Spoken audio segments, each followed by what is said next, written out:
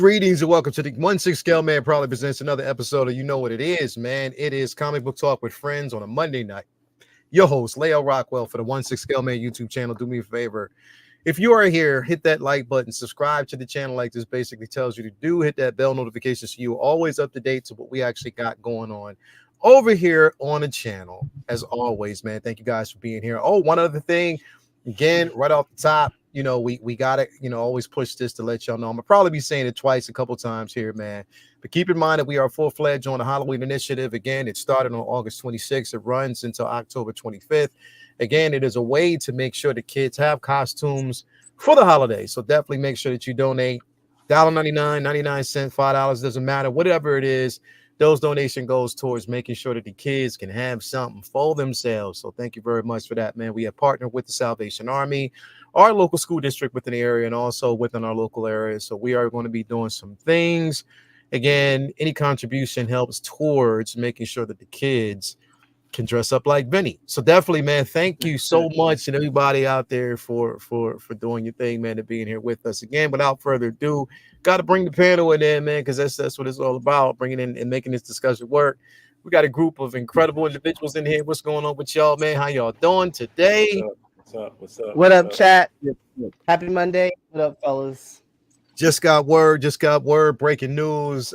Kevin Feige, or no, not Kevin Feige, James Gunn has definitely made an announcement. We got, news, just a minute ago. And I think it's cool. I'm proud of this moment. We can definitely make this announcement that Jacob will be paying Hal Jordan in the next. Let's go. I'd be honored. Let's go. Honored. I'm good with that choice. You good with that? He's going to be playing. Here you go. Yeah, You got it. You got it, bro. That's what I'm talking about. All you need is a bomber jacket. Yeah, all you need is that, bro. That's good to go. Hell yeah, bro. Definitely. I mean, come on, man. Like, let's make it happen, bro. Let's make it happen. We definitely thank you guys for being here. Busy weekend, long weekend for some, not for me because I worked my ass off today. But anyway, thank you guys for being here. Bloom, what's going on with you, man? Look, bro. Saw the video, man. Your mama consoling you, bro. Look, it is what it is, bro. It's all right. It's gonna be cool, bro. Like it's gonna be. Did you see that video though? Where that shit was? Yeah, I did, man. But he was asking for it, man. He cheated on her first. Yeah. She got her lick back. Now you crying like a baby in your mama's arms. You need to fix yourself, You get your money up, not your funny up. Let's go. You hear Jedi face? He said, "Let's go." You understand? You understand the assignment? I'm lost as shit. What the fuck, bro? I see the video, bro. It's a funny ass video where you see it. Like when somebody going through a breakup, they always want their mama to do something about it, bro. You got that shit is so funny, bro. Bro, you gotta see it in the driveway on his back, bro. He on the driveway crying for bro. And she had him on video camera outside, bro. This shit was so funny. He on the ring camera like a chump. Bloomer was? Nah. Someone that is alleged to be me. Yeah. Boy had his mom. It wasn't raining, was it? Nah. That's the tier. That's the tier above this. We're the tier below. Okay, you don't want to be in the Usher video or the Ray J One Wish where you don't want to do that. This was a tier below Vinny when the mama was outside with house coat and house shoes, bro. House coat. She had on the Big Mama. Yeah, bro. It's okay, baby. Yeah, bro. She was clowning him. Just come home. Like this. Yo, it's so funny. Worse than the Kelly Rowland mama on a Dilemma video. Kelly, get in the house. Kelly. Get in the house, definitely, bro. You already know what it is, man. Vinny, what's going on with you, brother? How you doing, man? Good. I had a chill weekend. I didn't do much, which is rare. So I just caught up on some reading, caught up on some shows, did some stuff around the house. Went to a small party over the weekend. Other than that, just caught up on some stuff around here. Yeah. Try to organize some stuff and catch up on a bunch of reading. So I just it was a catch up and chill weekend, which was like much needed. So looking forward to talking a lot of comic book talk this week. So I'm looking forward to that. Definitely. That's so foul, bro. They got you, Bloomer. I'm sorry. She gone. She gone. In the sea, that is. Go, bro. That is so funny, man. Thank you for being here as always. Jay, what's going on with you, man? You said you just got off of vacation, bro. I'm just walking in the house like 15 minutes ago from being on vacation, man. We had a great time. Word. Time with the family. Little girl, go to bed. School tomorrow. Bye. Bye. See you. It's 10 o'clock. Ah. Yeah, we just got in the house. He trying to ask can she stay up? No, go to bed. School tomorrow. But nah, bro, we had a good time with the family, man. It was great. Went to a Disney resort, hung out since Friday. So we had a blast, man. Yeah, it was cool, man. So I'm exhausted, but I'm here with the boys. I wasn't gonna miss it. Sure. Definitely, bro. Thank you for being here. As always, bro. It's always a pleasure. It's always a pleasure having you here, man. And Jake, man, what's going on with you, bro? How you doing, brother? Oh, just a long weekend of home renovations. We are officially into the kitchen, so it's getting torn out, and my whole life is upended. And today I took advantage of all those Labor Day sales and bought all my new appliances. Spent way too much money, so I'll be starting an OnlyFeet. You guys are welcome to subscribe. Wait, Home Depot? Yeah, join the club. Join the club. Lowe's and Best Buy, actually. Lowe's and Best Buy. Okay.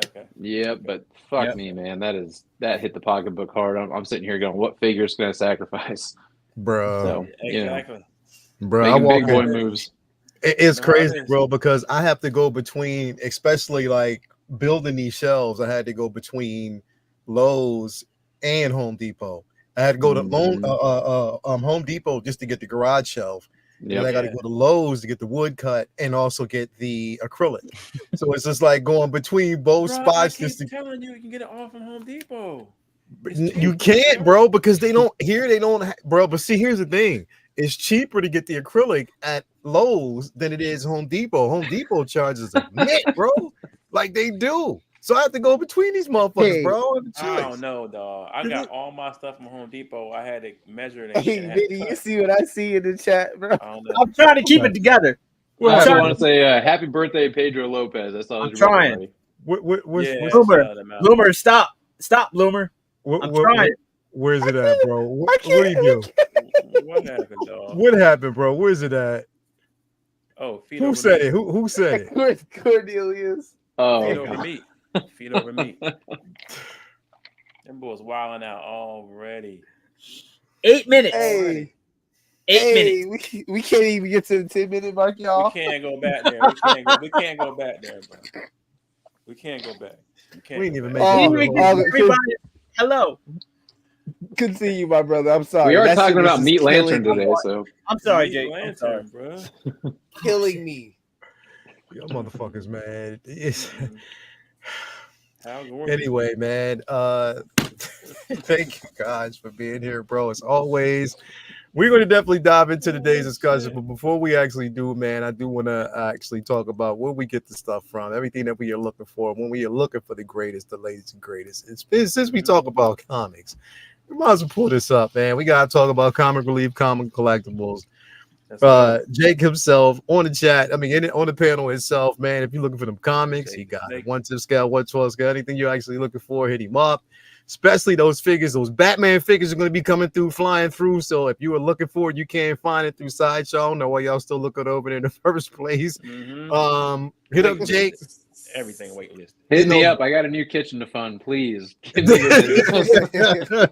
him up. If y'all looking for them figures, man, hit him up. The most honest salesman in the world right there, boy. Hell yeah, bro. That's just the honest. That's honesty right there for that ass. So full transparency, as he likes to say. Exactly, man. As always, make sure that you hit him up. He'll take care of you, man. As always. Do got to give a shout out to my man, as always, Jake. I mean, it's not Jake, Ray over there at Underground Figures. Again, if you're looking for the latest and greatest, make sure you sign up for that newsletter so you're always up to date when your figure is going to be arriving. And on top of that, again, no NRD, full, shipping and handling is definitely reasonable. You hit him up, you'll get that figure within 2 to 3 business days, like literally that fast. So make sure you go on over there.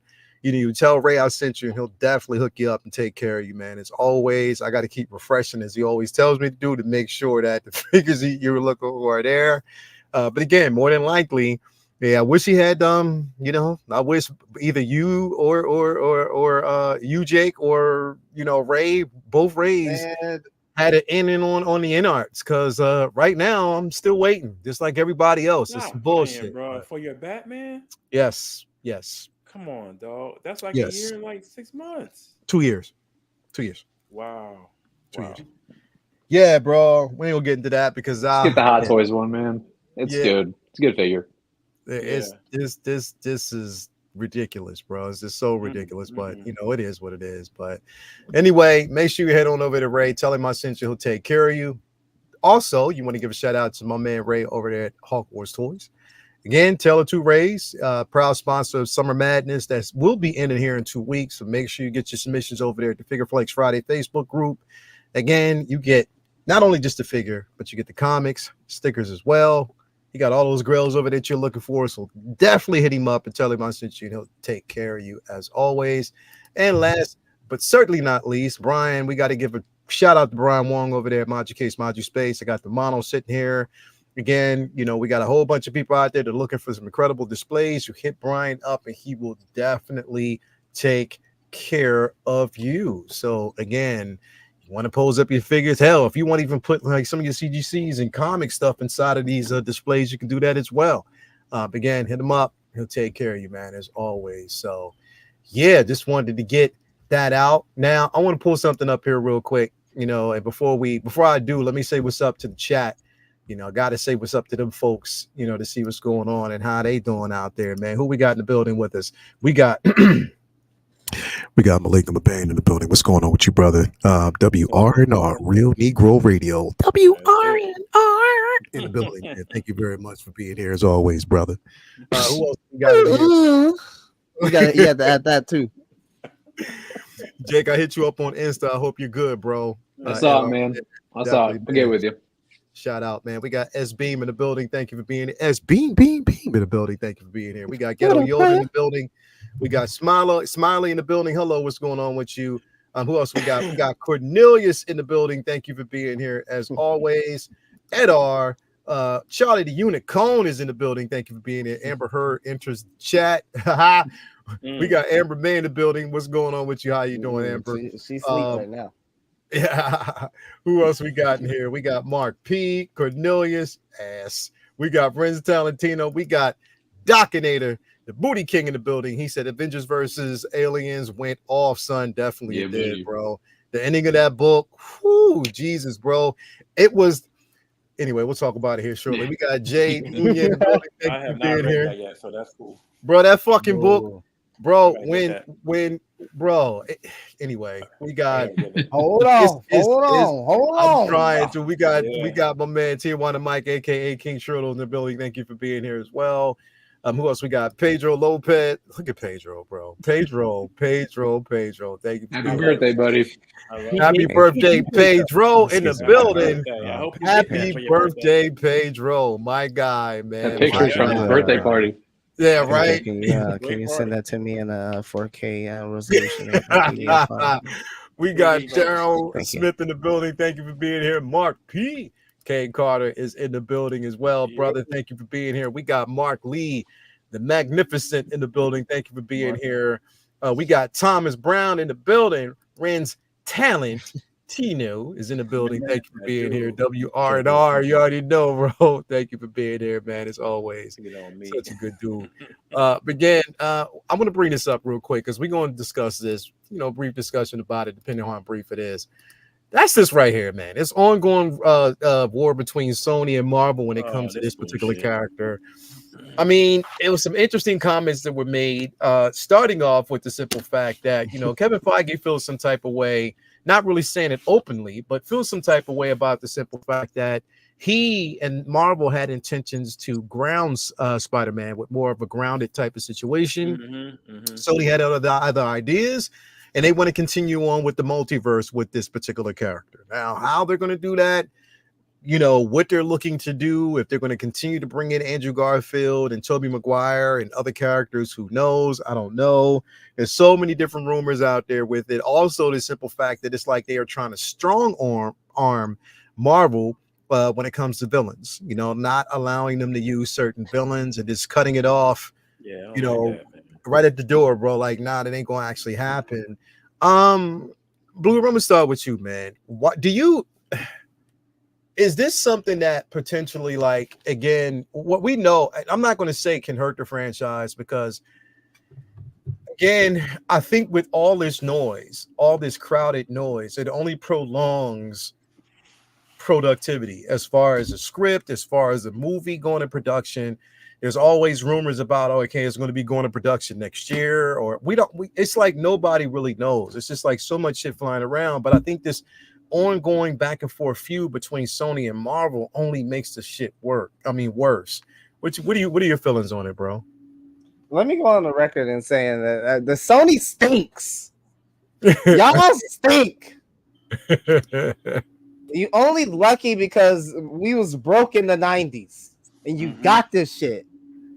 And the Spider-Man is a money maker. Like, who in their right mind would give it up? That's the problem. Is that they even got a chance to get this in the first place. Mm-hmm. That's what put us here.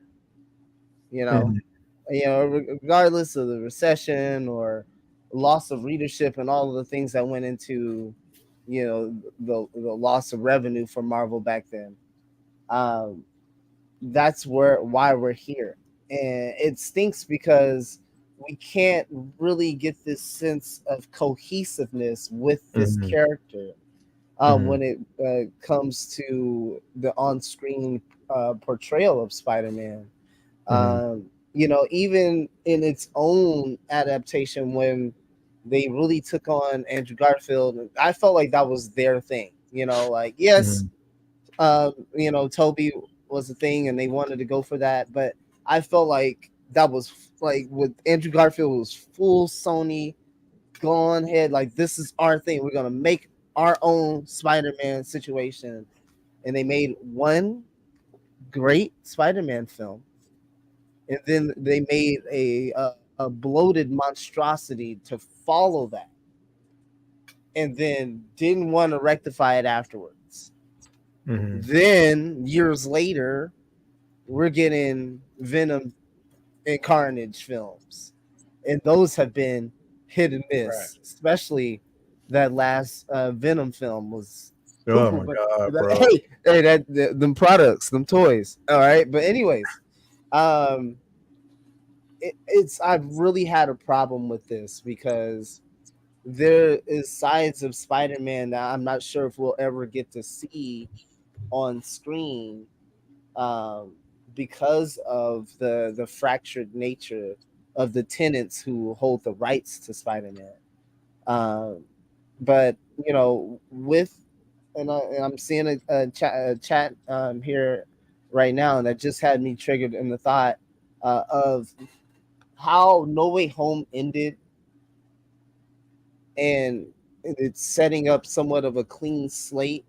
It gives me hope that there is going to be some sort of cohesion that can happen now that some of the MCU tides have been stripped away when it comes to the Iron Lad allegations and all that. Iron Man's gone, all of that stuff. He doesn't have a tech suit anymore. It's just straight up just he's been reduced to the Spider-Man that we have known. So I'm quite interested to see how that pans out. But as far as Sony, man, they stink. It's like, if you're gonna have this license, like, please make some good shit. Like, I even brought up Madam Web. I'm gonna leave that up for somebody else to alley-oop. Okay, go ahead, slam dunk that whenever y'all feel. But just the Venom movies, and hell, I'll even take the damn Craven movie that's coming up right now. It just is never felt great. They've never hit the highs of TASM 1 or shit. Even fucking Spider-Man 3 Toby, like, they ain't even hit that. Like, that, the feeling that those movies gave you. So I don't know. it's really like fuck Sony until they drop some quality shit. Then maybe we could take you seriously. Yeah, definitely, bro. That's what it feels like. Jake, I mean, do you think that, for instance, we know we have a Craven film coming up here in November. uh um uh You can't even talk about it. You can't even talk about that bullshit. Like, You know what we're else lying. stinks, babe? Check your bed. That's fucked up. Yo, what the hell? Crazy, Verdict bro. is in the building.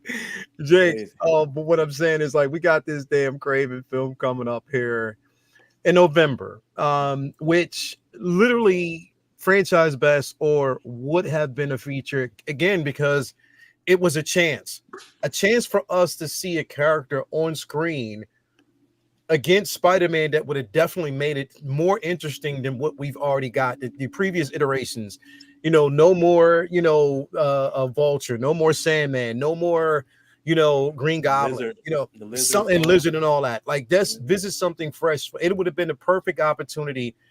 I would even have taken, what Aaron Taylor basically playing the role, but I mean, if there's an opportunity to do it, let somebody do it right with a more cohesive story that makes it more of an event. I guarantee you that'll put ass in the seats. But now everybody's approaching the franchise with a lot of skepticism because how can you keep making films about villains with no fucking Spider-Man, Jake? Like, what the fuck, bro? They over there making high price Tubi films.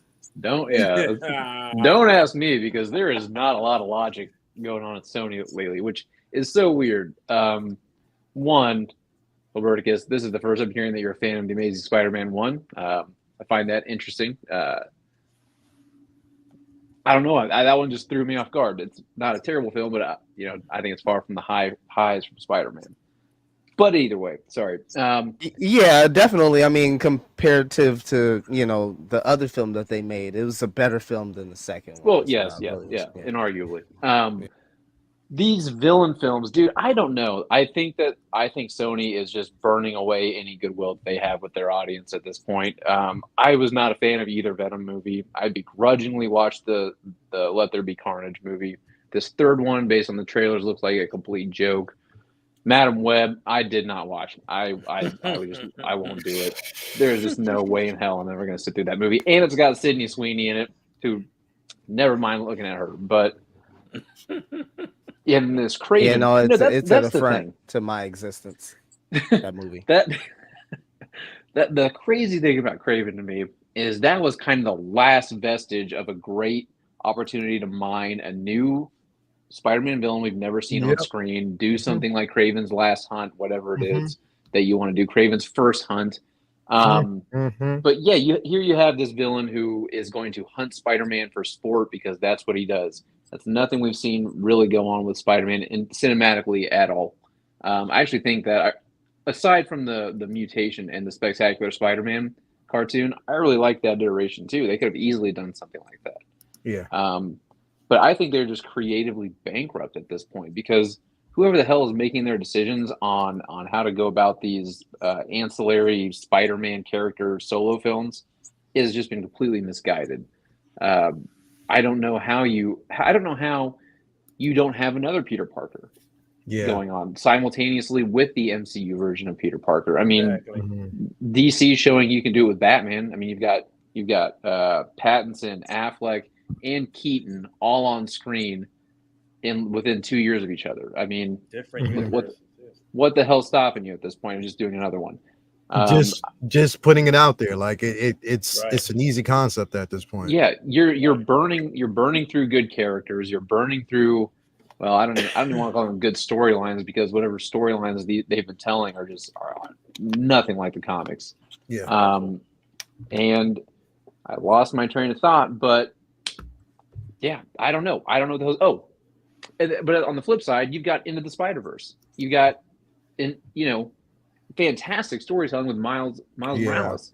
So whoever the fuck is doing that, get them on some Peter Parker stuff. Get them. I don't know. Whatever greed is this heavily involved in business dealings that affect the arts, though, we're always going to get some shit like this. This is always what's going to be the outcome. It's a movie by committee.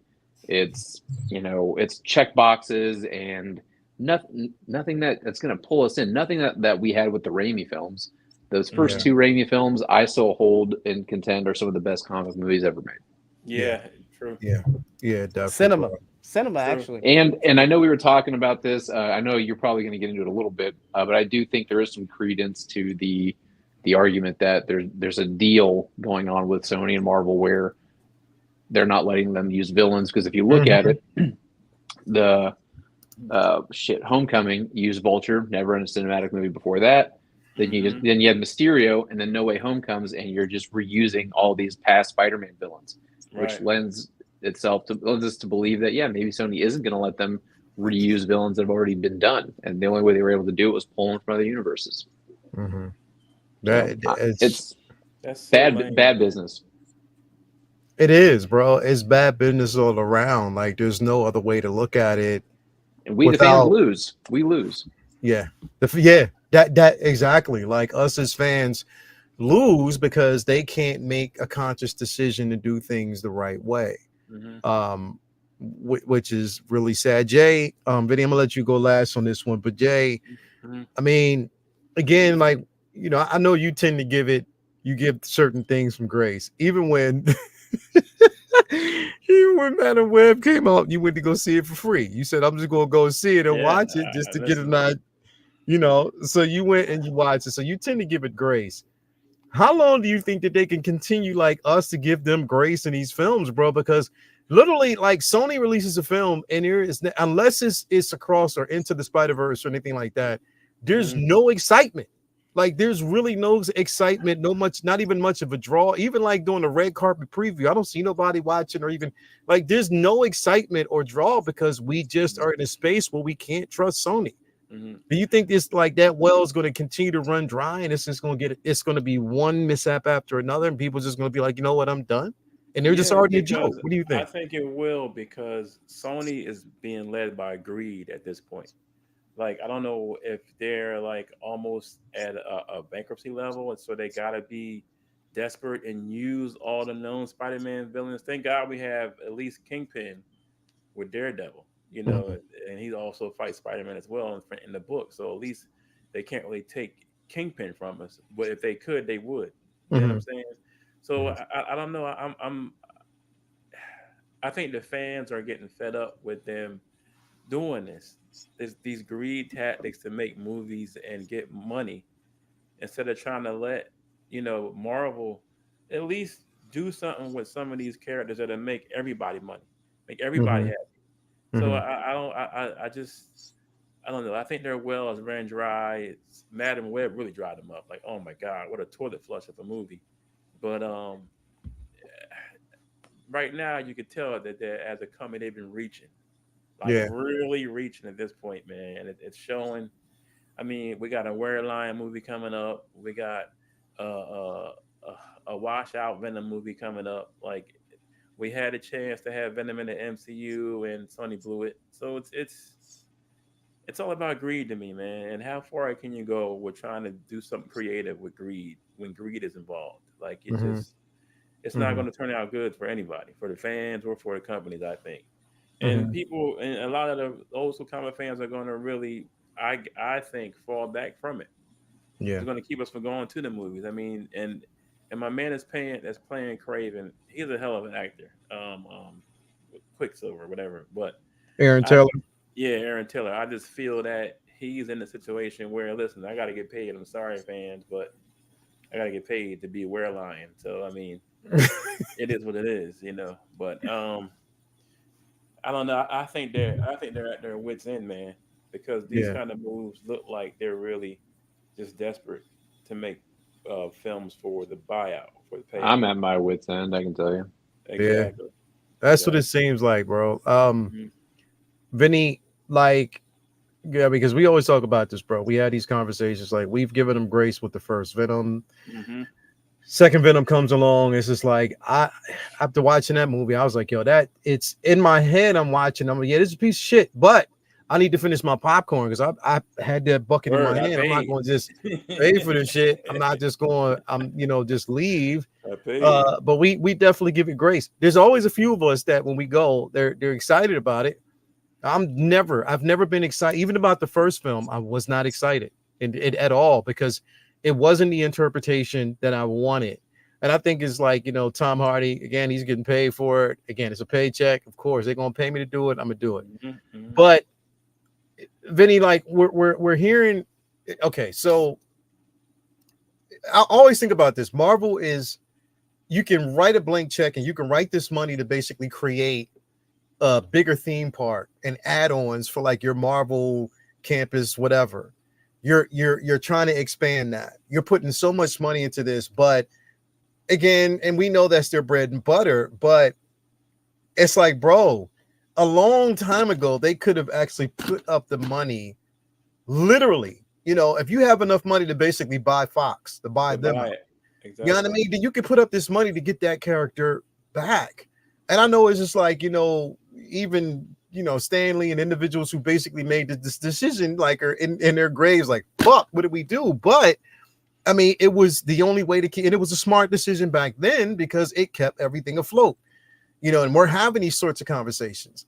But how long can we continue, bro? And do you think that there will ever be a silver lining between this, or is this going to be a constant discussion that we're going to have, bro? I'm thinking back to literally the first weekend I met you. We had this conversation in 2014. Yep. I remember saying then that they need to write a similar to Star Wars or Marvel check for Spider-Man, even if it cost them $4 billion, $2 billion at the time, which seemed fucking crazy because I seen this coming. I knew that they were never going to give up that franchise without an ungodly amount of money. And if Marvel had it, they'd be able to recoup that. And if Disney had it, they'd be able to recoup that. They've proven that they could and would with the Marvel franchise and the Star Wars franchise, that what seemed like a ridiculous amount of money then, they've made back 10 times over plus. And they saved, it's like, the famous fable about, saving a snake and then it bites you and then the farmer got mad and the snake's like, I'm a snake, dummy. That's what I do. Mm-hmm. They worked out a partnership with Sony instead of buying Spider-Man back. They could have wrote them a blank check 10 years ago or longer and got rid of a lot of this. Now, I'm not there. I'm not in those meetings. Maybe Sony wasn't willing to sell it without, any amount of money. That's possible. I mean, they do have their video games and other things. They're not as desperate as like other, like New Line was with Punisher and so on and so forth. So there's different things that go into it that maybe I don't know about, but it didn't seem like it was a dire pressing thing for Disney to spend to do whatever it took to get Spider-Man back. So they worked out a partnership with them because as Bloomer mentioned, TASM and made Spider-Man 2 absolutely were not hitting the way that they seen Tobey's trilogy hit financially anyways. And they went and was like, all right, we'll work out, a deal with Marvel and we'll work together. That worked out great for Sony, even more so than for Marvel, because it injected fresh blood and ideas into the Spider-Man universe. And not everybody's like us. A lot of people don't know the fucking difference between Sony and Fox and New Line and to them, it's all comic book movies. They think it's all the same shit. So they didn't know there was a war going on between X-Men and that they weren't really part of, Marvel Studios and all that stuff going on. So now it just made everybody excited for, Spider-Man movies back again. They went to go see Venom. You had a lot of like we talked about, good faith. Now you went to go see Venom, and a lot of people were hyped, for that, and kind of forgave that Spider-Man wasn't in it because as frustrated as we were that they were doing a Venom story without literally the character that makes him who he is. Most people don't know that. So to me, I'm like, it's a good sci-fi movie, but it's not a Venom movie. Exactly. And then that was the last standalone Spider-Man film that actually, was at least decent on its own. And now I think Now, I think Morbius was better than it turned into a meme and made out to be, but still, nothing was what we should be getting from Sony. But since the first movies, they've had to use it or lose it, contract with Marvel since they got the movie rights, where they had to make a movie every. I don't know exactly the time frame, 3 to 5 years. So every time they put out a movie, it reset the clock, and they got to keep those rights. And for a long time, when they would drop a new franchise with Garfield, or then drop us two, even though one was like iffy, it was like, yo, why are they rushing these out so fast? It's because they had to, or else they were going to lose the rights. The problem now is they are being greedy because we are getting films in a way more fashion than they need to in order to keep the rights. They're just pushing that shit out there just to push it out, and hoping that enough people don't care, don't know it'll suck. They just see this name Spider-Man is attached to it, or know it's a Spider-Man as property, and they're hoping that they'll see some Spider-Man shit that they know, and hoping there won't be a lot of people who give a shit that it's not actually Spider-Man in it. Just look at the way Morbius was advertised. Exactly. Yep. It's kind of like they're playing off people's hope that it'll be close enough adjacent. That Spider-Man's hot. Spider-Man's always been hot. So you can have a character that's even in the Spider-Man film. It's something that a lot of people wanted to see DC do with Batman. Like they could have been doing Robin movies and Batgirl movies. We see how that worked out. But there could have been those things on DC side. But Spider-Man. So this isn't an inherently bad idea. It's just you're taking Spider-Man out of those equations. It's like Gotham. You got the fucking villains without the actual character people want to see them interacting with. And you got the Spider-Verse films, which are like S tier, fantastic, artistic pieces of work that have nothing to do with the live action studio, because as usual, the animation studio usually is different people who are more married to the love of the source material. That's just the way it goes. It's usually more artistic talent in animation films, with for obvious reasons. And the frustrating part is they could have avoided all this time. I don't know how I feel about the withholding villains thing, because it doesn't quite make any sense, because the fact that their story is that Sony is particularly holding back villains that they've already used in their films for Marvel to use in theirs doesn't quite make sense, because they own all the Spider-Man related villains, whether they've used them or not. So they could hold back anybody. Technically, they could decide, not to work with, not to do the Spider-Man shit with them anymore either. It's very frustrating. You're pointing back to your original question is how long will this go on? I feel like this is purgatory, bro. They will never, ever, ever, ever lose money on a whole, because they can lose money on Madam Web. That's not like a huge surprise to them. If they wanted to keep, if Sony, because Venom got them gassed up when that movie made $600-700 million. That made them play games with Marvel Studios. I'm sure as a lot of us remember that they tried to back out of working with them. Like, oh shit, that's right, we don't even need y'all. And they were quickly reminded by a lot of fan backlash that, look, a lot of us know that your shit, like Far From Home and Homecoming and No Way Home and all that shit, is better because you're working with Feige. If you stop working with Marvel, your shit's gonna go back to the level of quality that it was, because it's real easy to look back in rose-colored glasses with Garfield shit and say I wanted Spider-Man 4 with him, or Spider-Man 3 with him, excuse me, but nah, that shit wasn't that good. Like, he was, but the movies weren't. Like, they needed that coexistence with Marvel Studios to put out better quality product. And but to make that quality product, they'll make billions, but without it, they'll still make enough money to keep the rights. And I feel like it's a whatchamacallit, it's a spite thing now. They know that they can make enough money no matter what, that they can do it anyways. But the frustrating thing is the creative process is so absolutely gutted, because we have a Craven movie with he's a werelion, and then you fucking Craven in their Insomniac game, which is exactly what we wanted to see. Yeah, right. Like you played Spider-Man 2, and that's what we wanted to see a Craven movie be. One of the most original, unique, interesting Spider-Man villains in his rogues gallery, and they're wasting him. And it's not like we're setting him up because so you know who he is when they fight.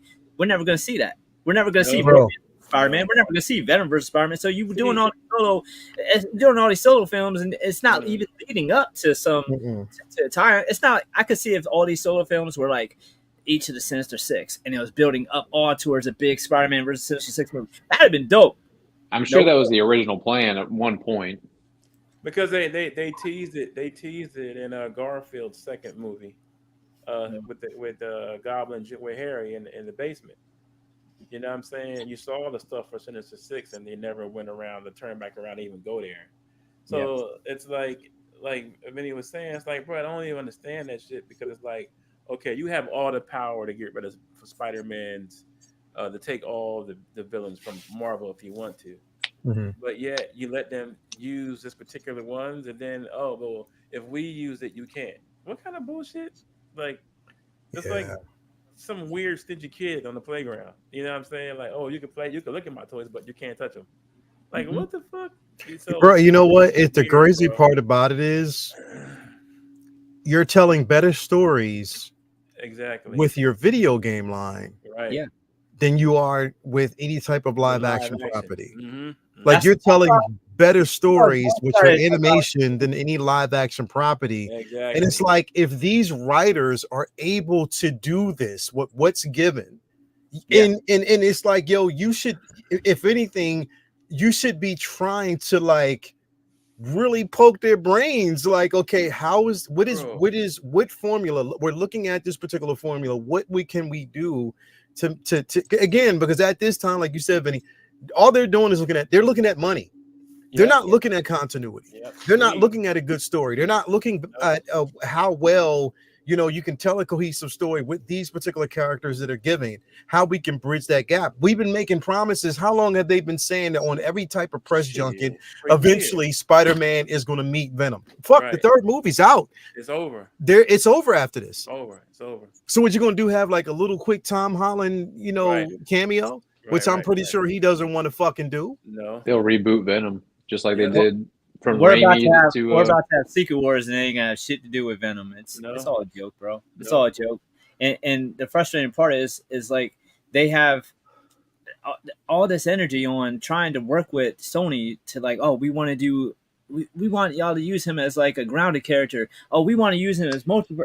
It's like it's giving me a headache because you're so worried about them fucking up your, this joint custody. You're trying to co-parent. And you got this, but you got like all these other kids at home that's yours that you're not focusing on because you're worried about what your baby mama doing with your son instead of all your kids that you're neglecting. That's why I'm glad. Like, I always wanted them to get Fantastic Four home, get X-Men home, get them under the house instead of worrying about trying to do all this shit with this kid you got to share custody with that you're never going to be able to tell the stories you want to tell with because you have to play ball. You have to have a fucking a board meeting anytime you want to make any decision about them. It's like it's frustrating. Bro, and it's such a headache, yo. How is it that the writers of Insomniac for the games have made 2 games that have been better than any Sony live action movie that they put out?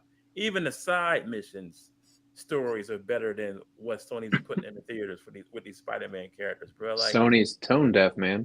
I don't understand it, bro. I don't understand it. You have a franchise you didn't know what to do with. You sell pieces of it, and then the parts you keep, you still don't know what to do with it.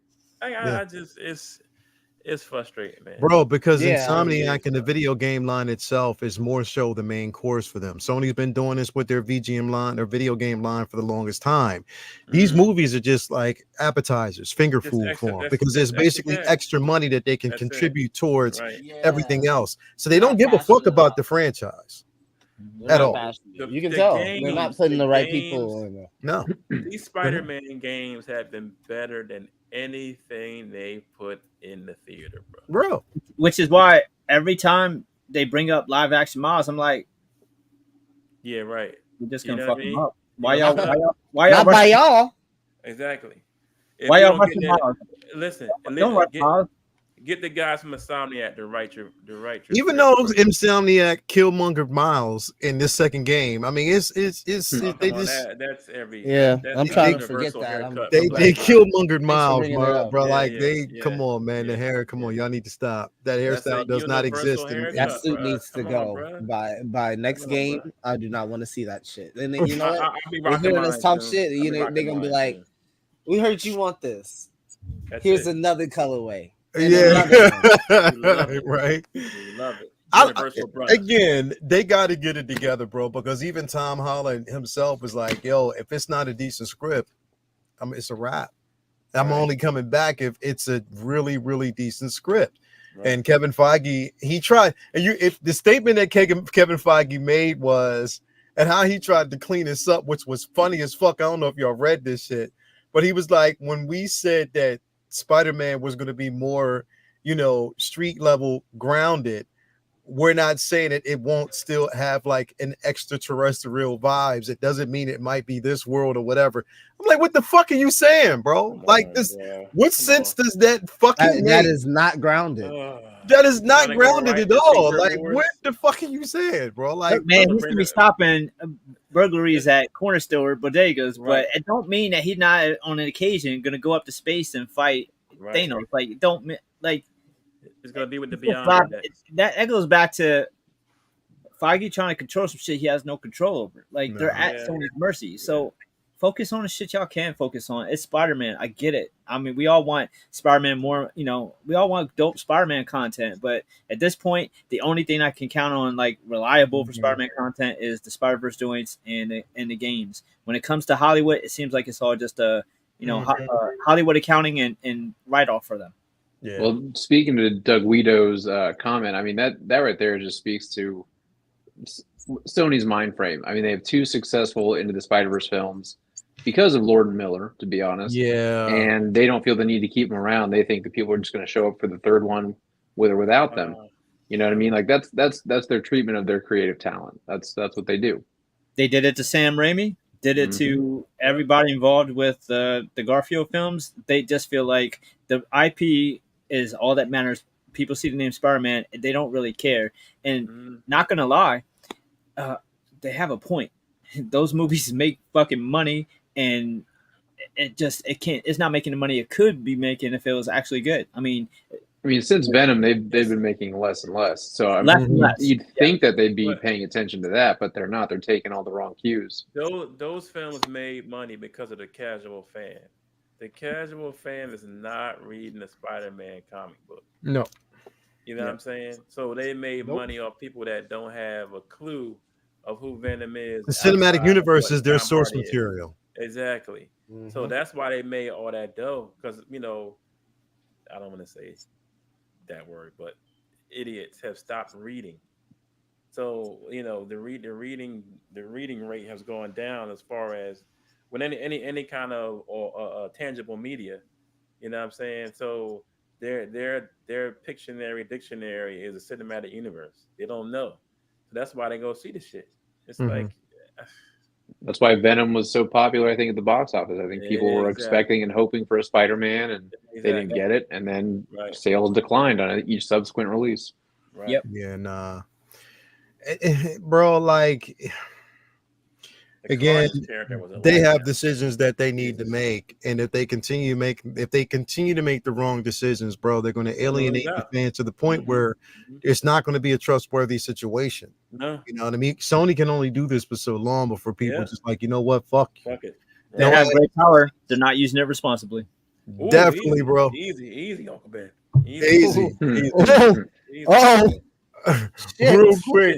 Real quick before we get into pretty much everything else. Everybody watching here, do want you to remember, definitely, I just want to put this out here. We're going to slide into this really quick, but just a quick break for this. Again, Halloween Initiative started August 26th. We're going into it's going to actually go up until the 25th of October. Again, this is our way of giving back to the kids. All Super Chats proceeds, everything that you donate goes towards that cause. So I just want to put that out there. Thank you very much. Moving on to this world really quick before we go into everything else. I wanted y'all to talk about this because I just found out about this today with you guys talking about it, Vinny and Jake. and that's DC announcing the DC Rolling. Compact Comics. Yes. I knew nothing about that shit till today. Literally. Whoa, wait. Compact comics. Yeah, bro. It's smaller books, like the regular trade size. These Yeah. are, I forget the dimensions. I'll go grab one. 8x7 or something. They're smaller. So the thought process here is just smaller books, more compact, cheaper to print. And wow, I think that this is like this genius move, because obviously the goal is always to get new readers, and the first wave of these are all pretty popular trades that are already popular anyways, like All Star Superman and Watchmen, Joker, and they're all great reads anyway. So like it's perfect All Star lineup. But I think what's really cool about this is it every a lot of people collect trades because of space limitations. So here's here you're making it smaller than it already was, and then the other thing is the most growing thing with pop culture media, I think, that I've witnessed over the past 5 to 10 years or so has been Japanese animation and manga. And a lot of kids, super popular now. Manga smoking right bro, now. Gen Z is in love with manga, and these books are more closely related to the size of manga books. So I feel like this is a genius concept to try to get some of those dollars back in their pockets. So Jake has an example if you want to show the size. So I don't actually have one of the actual DC compacts, but this is kind of the size of it. So this is actually a book I really like. Nice. But then you got like a regular trade. Yep. Right here. So you look at the size difference. Yeah. And they're like $9.99. I mean, you can read all of Watchmen for $9.99. That's you can't beat that, Change the game, Yep. So it's just making it more accessible for people to read it. It's not necessarily a collectible thing, and people at my store have actually been eating them up. I mean, they're really popular. People just want to read the material. That's all it is. They don't want to track down single issues. They don't want to track down collector editions, hardcovers, absolute editions. They just want to read it. And I would much rather them offer up things like this than people going digital. So absolutely, bro, because it's still it's physical media, and there's nothing like a tangible piece of media. Yeah. What did Stan Lee say about it, Jay? That's the great Stan Lee said. What do you say about comics and boobs, right? They're nice to look at, but wouldn't you rather hold one in your hand? Exactly. There you go. Let's go. There you go. You already know, bro. Like some amazing first run. Batman Hush, like, come on. New 52 Superman. Batman. We were talking about that last week. That's my boy right there, New 52. Yeah, and I definitely hope there's an expansion with this and it doesn't go away, because it's a great opportunity for those that you might. And again, like you said, bro, to kind of have to go on these standalones, these side stories and stuff like that.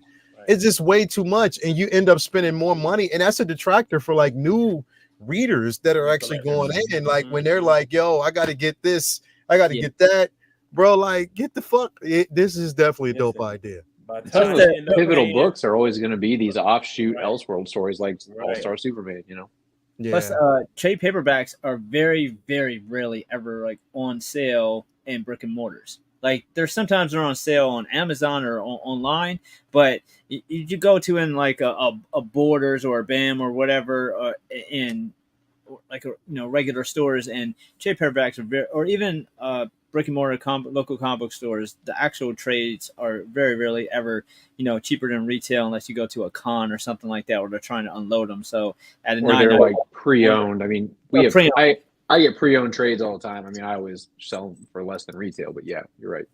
Yeah, it's so for being such a great price point. It's like it's a brilliant idea. So hopefully it gets a lot of new blood reading some classic stories, and they just keep expanding the line.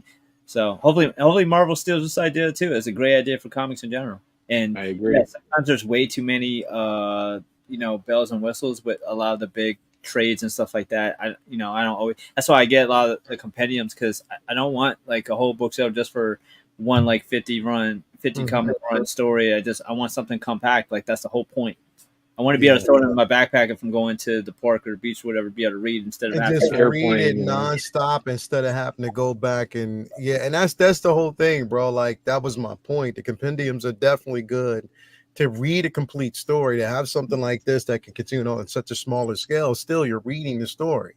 It makes sense. So now that's Central dope. Cal. By the I like time that. you Central end Cal up brought buying, Ash Can books. I haven't heard that in a while. Yeah. This is a great idea, but by the time you end up buying half your pile, you spent like at least $80. Yeah. So to have a book with a one shot for $9.99, that's Mhm. fantastic, man. Yeah.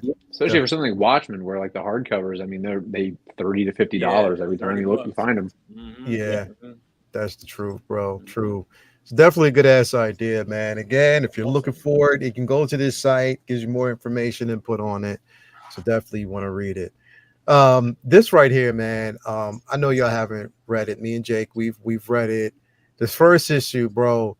Literally, Jake, I don't know about you, but bro, we say this and it's always a lot. When Hickman is on, Hickman is on, bro. Yeah. When he is on, he is on. When did this drop? This week? Bro, This Wednesday, yeah. This past Wednesday, bro. So like, I still can pick it up. All right, fuck, bro. Like, I was got not this variant right here. I was not expecting this. I was not expecting this book. Vinny, this is how dope his book is, right? If you've seen the films, Hickman did not stray away from the importance of the xenomorphs in that film. What he did in this is expand on the idea in certain ways that you're like, well, fuck, that makes sense. If these motherfuckers wanted to take over the world and take over the galaxy, there's a way they do it, bro. And yo, the way they wrote this book, Vinny, I don't want to get too, because again, I don't want to say too much. Bro, Jake, I even love the way they wrote Valeria in this book, bro. I was gonna say I was super excited by the characters they chose to highlight in this book because I wasn't expecting it. Now, is this going to be like a continuation series? Yes. It's a mini series. It's a mini series, but the way it's basically written and in how these characters, when you hear, okay, Hoberticus, I'm telling you this for a reason. Hey, I read it. You read it? Oh yeah. At the end of the book, did you get excited? Did you really? Yeah. Hell yeah. And at the end of the book, there's a certain thing that happened to a certain character. You're so close. And he was like, at the end of it, he's like, man, let's get the fuck out of here. Bro. I gotta get it. I gotta get it today. It hits so different, bro. It hit. Dark, have you ever seen this old movie? Yo, it hit. It hit. This fucking book hit so different, bro. You know something it's exciting when Doc and it hits me up. It was like, yo, did you read? Yeah, where's he at in the chat now? Yo, he's out there. I know he's out there. But bro, probably getting some this book hits so different. It is incredible. And again, when Hickman is on. And the thing is, I was afraid when I saw his name there was going to be a whole bunch of exposition in this, bro. And it's not. It's not.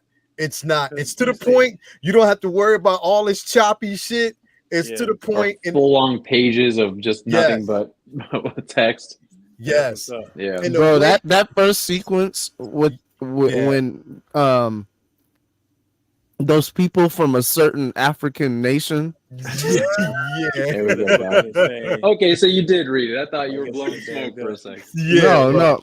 And then there was one guy that is related to a certain African king.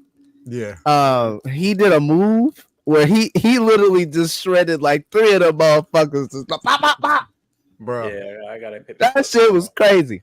You gotta read this, bro. Because the last crossover I got with aliens fighting the hero was I got the Wolverine with Predator, and I have the Superman and Darkseid's son. They're on a ship with a bunch of aliens.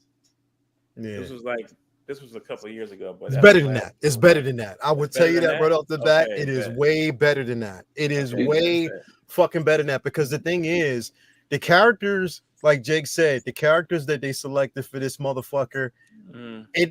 they are characters. They're not obscure characters. They're important characters, but you see why they selected them and how they fit. It would make sense. And something happens I see my to boy a right character that I didn't want to happen, but I understand why it happened. And I was so angry. But then reading the book, somebody bitch. I'm sorry. Somebody used my anger. they used that. They displayed my anger in the book. But now you gotta, bro. It is fucking good, phenomenal. It is that good, bro. It is that good. This book has no right to be as good as it is, to be honest. So bro. was it a 7-parter? I honestly don't know yet. You don't know but the only problem with it is this book comes out once. I think the next book's not coming back out until November, I believe. I think November 6th. November 6th. Oh damn! So it's not going monthly. They're pushing every 2 months then. Yeah, it doesn't come out. But and you know what? And I'm cool. I'm okay with it because it makes me hungry for more. And the thing is, reading this, it's awesome. Bro, look at that. Look at that. Hold on. Let me pull it up. Yeah, this variant right here. Look at that homage to Iron Man and Cap on the cover. That's dope. Captain Marvel. Yeah, bro, fucking phenomenal book. It is. And here's the thing: if you reading this after reading, because even right now, like, I don't know if everybody's reading, the Predator series because they're currently invading Wakanda right now. You know what I mean? So if you're reading that, that's happening right now. But even reading that, and then also reading the story with Wolverine versus the Predator and stuff like that. That's the one I have. I have that one. Yeah. This right here, the way they start, in my opinion, trumps all that because you're more vested in these characters. It trumps all that because the thing is, these motherfuckers, bro, like these aliens are like fucking roaches, bro.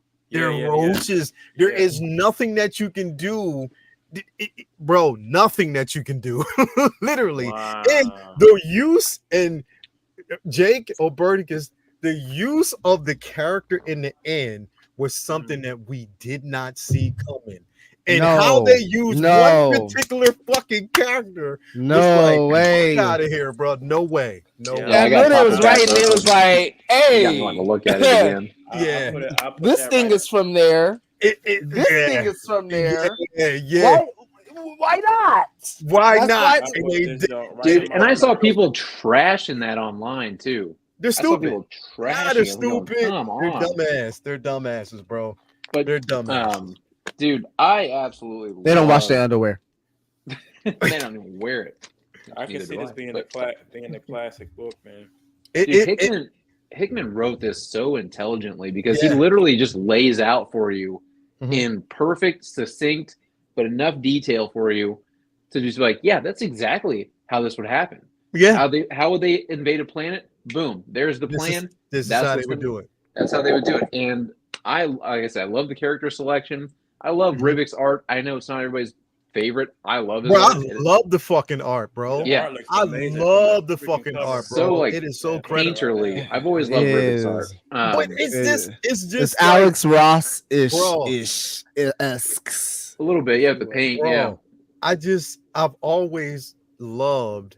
I'm not gonna say I love Valeria, bro. I've always loved her character because Valeria was also, you know who she reminds me? Well, who reminds me of her? Because again, Valeria came first, but who reminds me of her? What was the character that we had? I forget her fucking name. She was part of the she was part of X Factor. So with her, and remember Jamie Madrox was, because she knows everything. Nobody knew her power, but she just knew everything. She was a character that was inserted, but she knew everything, but we didn't know how she knew everything. She was just there. She knew what was going to happen before it came. It's like she almost knew, and they asked her what she just knows. Destiny? No, not Destiny.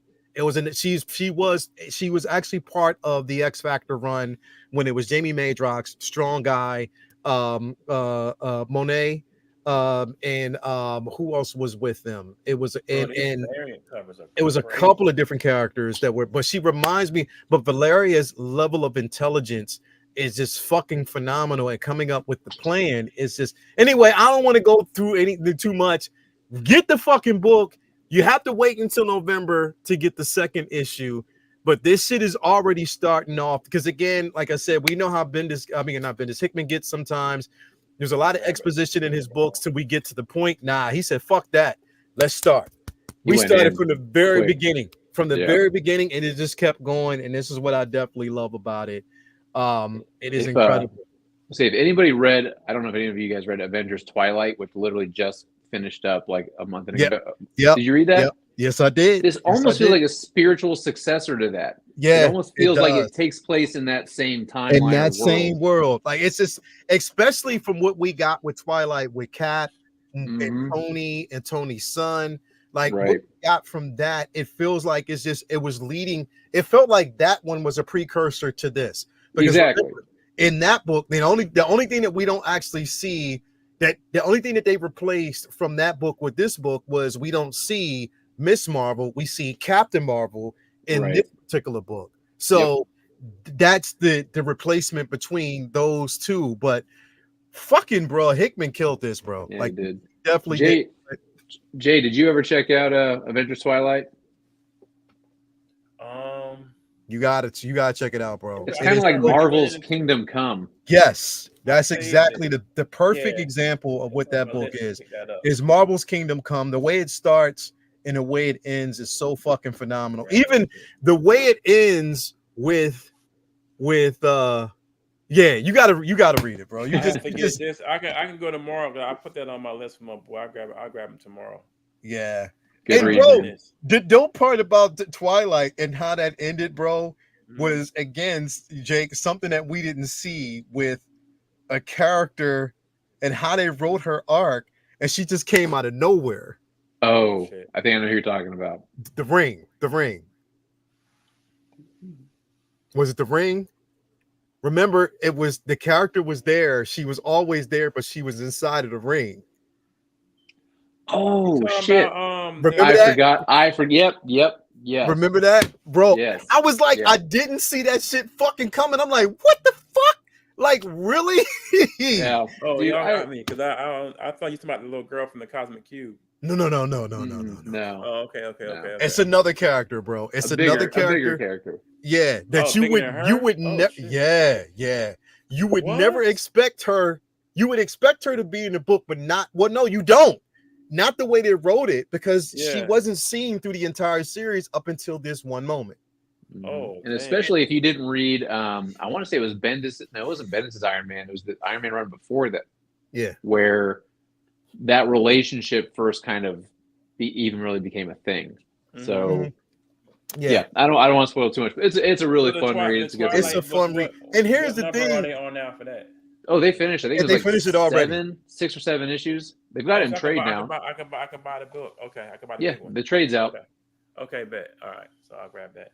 Yeah, but bro, and here's the thing: like, we want to see more shit like that. Them taking a risk to do stories like that just shows you, and then doing shit like this shows you. Avengers looks, bro, cool. This shit, like, literally. This has the potential to be big. That's a big move. It has the potential to be fucking big, and I'm all on board with it.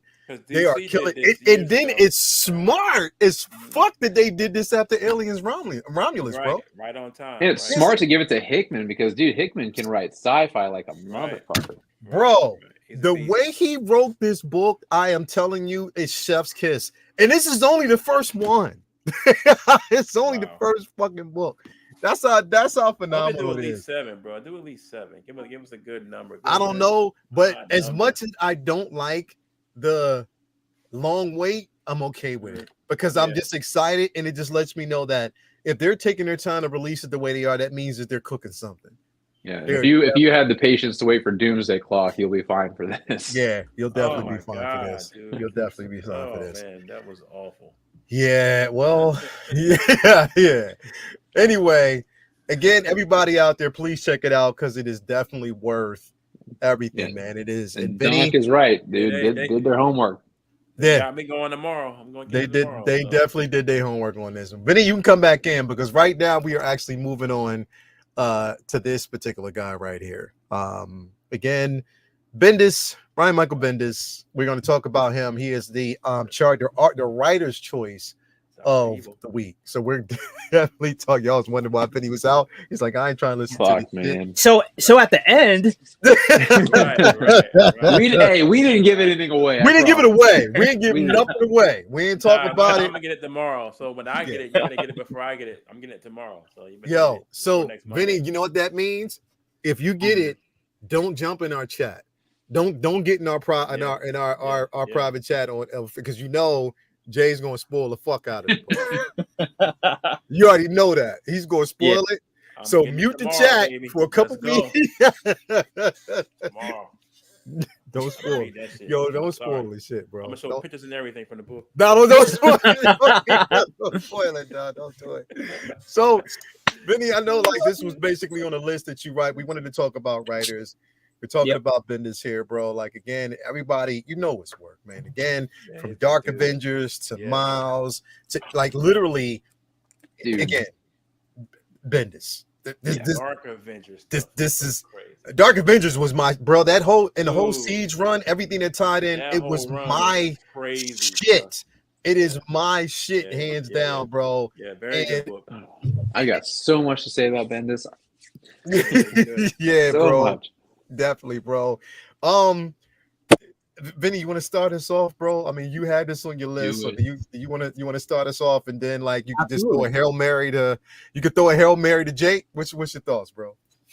Around late 90s, 98 or so, I got burnt out with comics, and I just stopped reading regularly. I was it's like the only little stretch in my life where I wasn't even getting pulls, and Brian Michael Bendis and Garth Ennis like pulled me back in. Brian Michael Bendis, I heard about the Ultimate run, and I got Ultimate Spider-Man #1.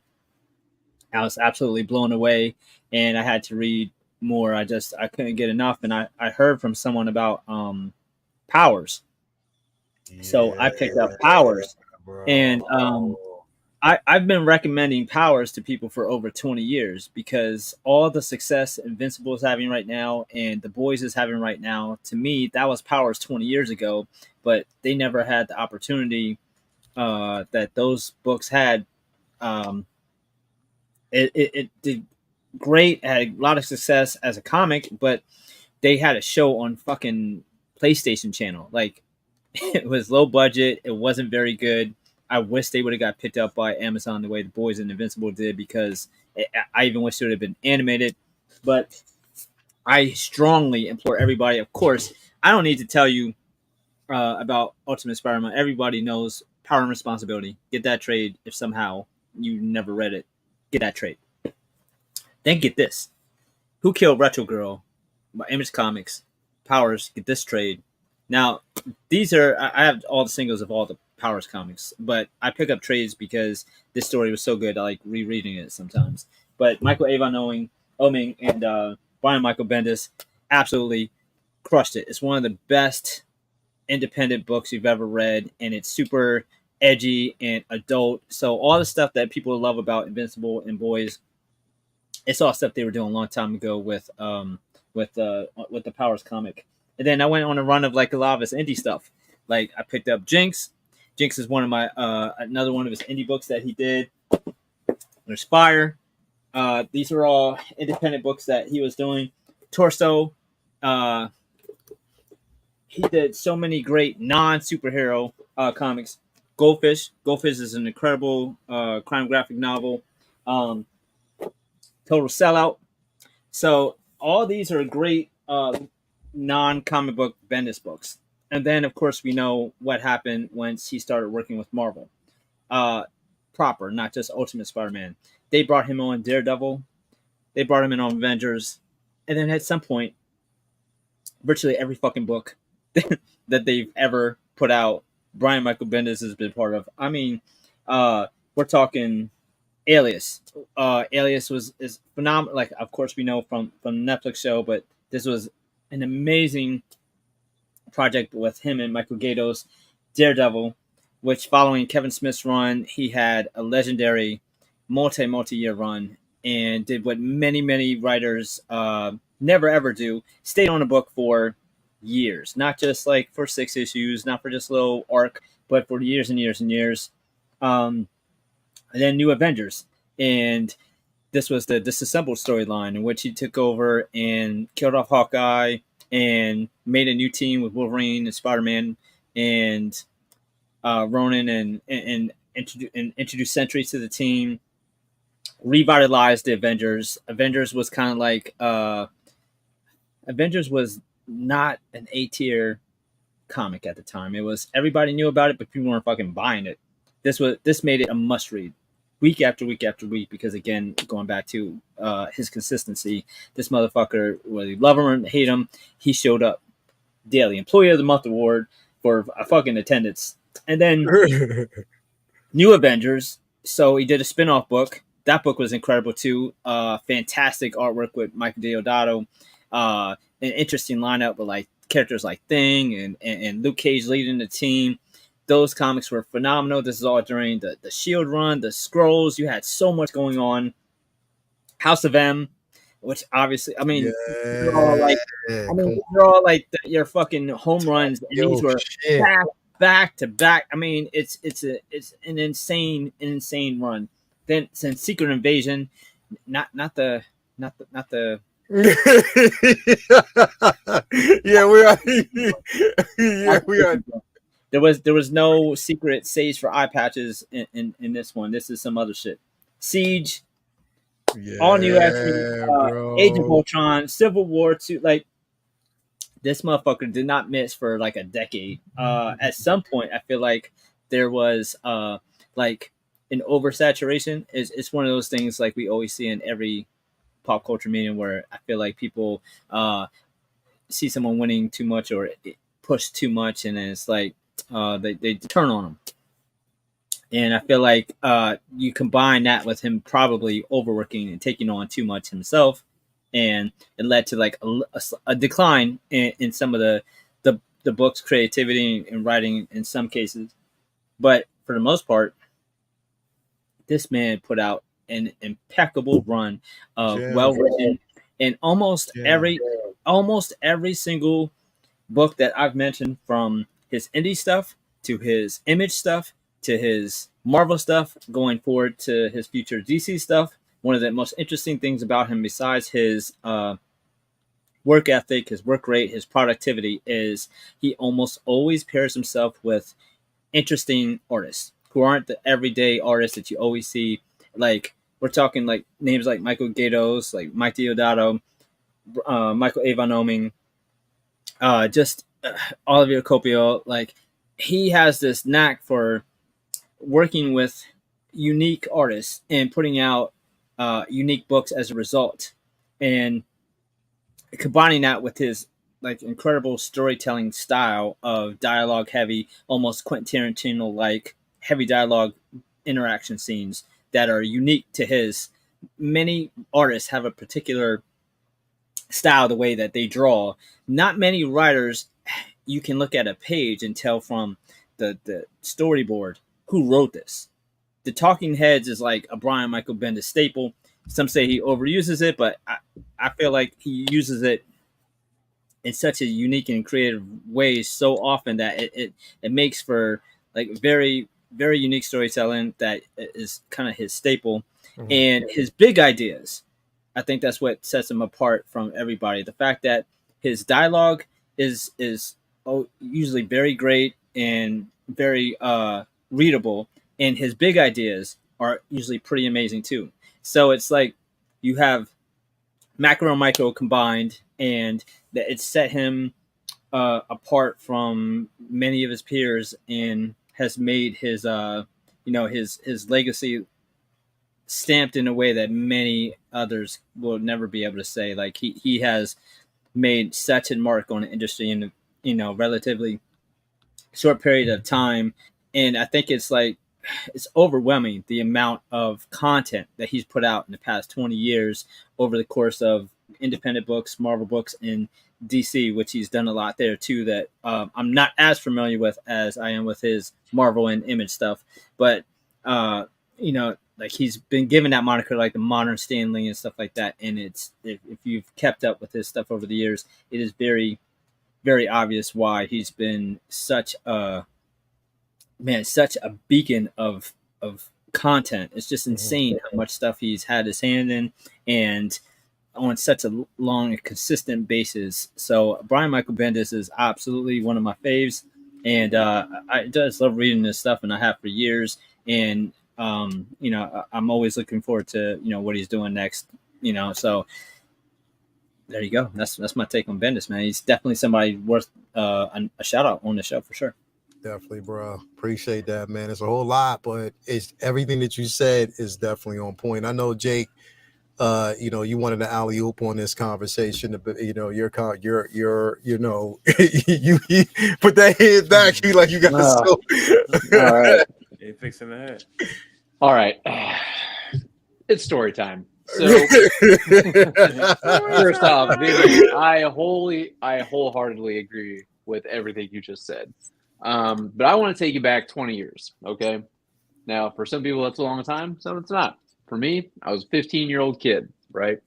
I was one of those guys that just like to pick up cool vintage cover books that I could find for cheap. You know, that's how I found my first appearance of Kang for like $8 back in the day. But then I was like, you know, I want to read a consistent story. So I picked up, right there sitting on the shelf, it was brand new that week. It was issue 1 of Young Avengers by Alan Heinberg and Jim Chow. Oh. And I'm reading this, and they're talking about the Avengers being disbanded. And I'm going, what the fuck? What's going on? So I start asking the guy that works there. I say, hey, you know, what's the story about the Avengers being disbanded? Dude hands me this. Still own it to this day. Hell yeah, bro. Right here. Yeah. I have that. Hell yeah, yo. Yeah, buddy. Yeah, I picked this up. I read it in probably 30 minutes and went, holy fuck. Went right back up to my comic book store. And this is in Give me more. Huh? Yep, give me more. He's addictive. Yep. So I went right back to my comic book store. It was in Manhattan Beach, California. At the time, it was called Crazy Cats Comics, turned into the Comic Bug. And then they hand me this Breakout. Yep. Nah, hell yeah, bro. You I have all then, yep. Hell yeah. Every last one of them. Wow. Look at all that, bro. I have all that, bro. So I start reading this. Now, that's crazy, yo. Bendis, if you guys are a fan of the MCU would not exist the way it does today without Bendis being the architect of the Marvel Universe at that time in comic books. Mm-hmm. If you're reading comic books from the early 2000s, it's Bendis all day, every day. Yep. This dude was writing everything. Yep. Everything. I mean, he did this right here kicks off what would later become House of M. This right here kicks off Wolverine and Spider-Man joining the Avengers. Mm-hmm. Yep. That and what not only did he do such a fantastic job of writing each character the way they're supposed to be written, with their voice, with their worldview and perspective, and gave them all their own unique voice. This guy fucking weaved all those stories in between Civil War, leading into Secret Invasion, then going into Siege, then going into Fear Itself. I mean, this guy seamlessly wove all of these books together in between event stories that he wasn't even writing, but they flowed. And not only was he writing New Avengers at the time, but right when Civil War happens and they split, he's also writing the Mighty Avengers. He's writing 2 different Avengers books at the same time. Then he's writing Dark Avengers. I'm sorry. Yep. And then I think he even wrote Secret Avengers. Did he write Secret Avengers? I think he did. Mm-hmm. He wrote Secret Avengers. He definitely Fear Itself, and a Secret War story. Yep. The third Secret War story that people don't talk about. Don't worry. My man got that right. When Luke Cage walked into Latveria and said, "I think I just upped a black percentage here by 100%." Yeah. So this guy right here, fucking Brian Michael Bendis, if it wasn't for him, I would have never probably picked up and kept reading modern comics to the point where I'm still doing it 20 years later. I'm keeping up with them. Yeah. But not only did he do that, not only did he make the Avengers. But it looks like Bendis actually influenced your display right behind you, bro.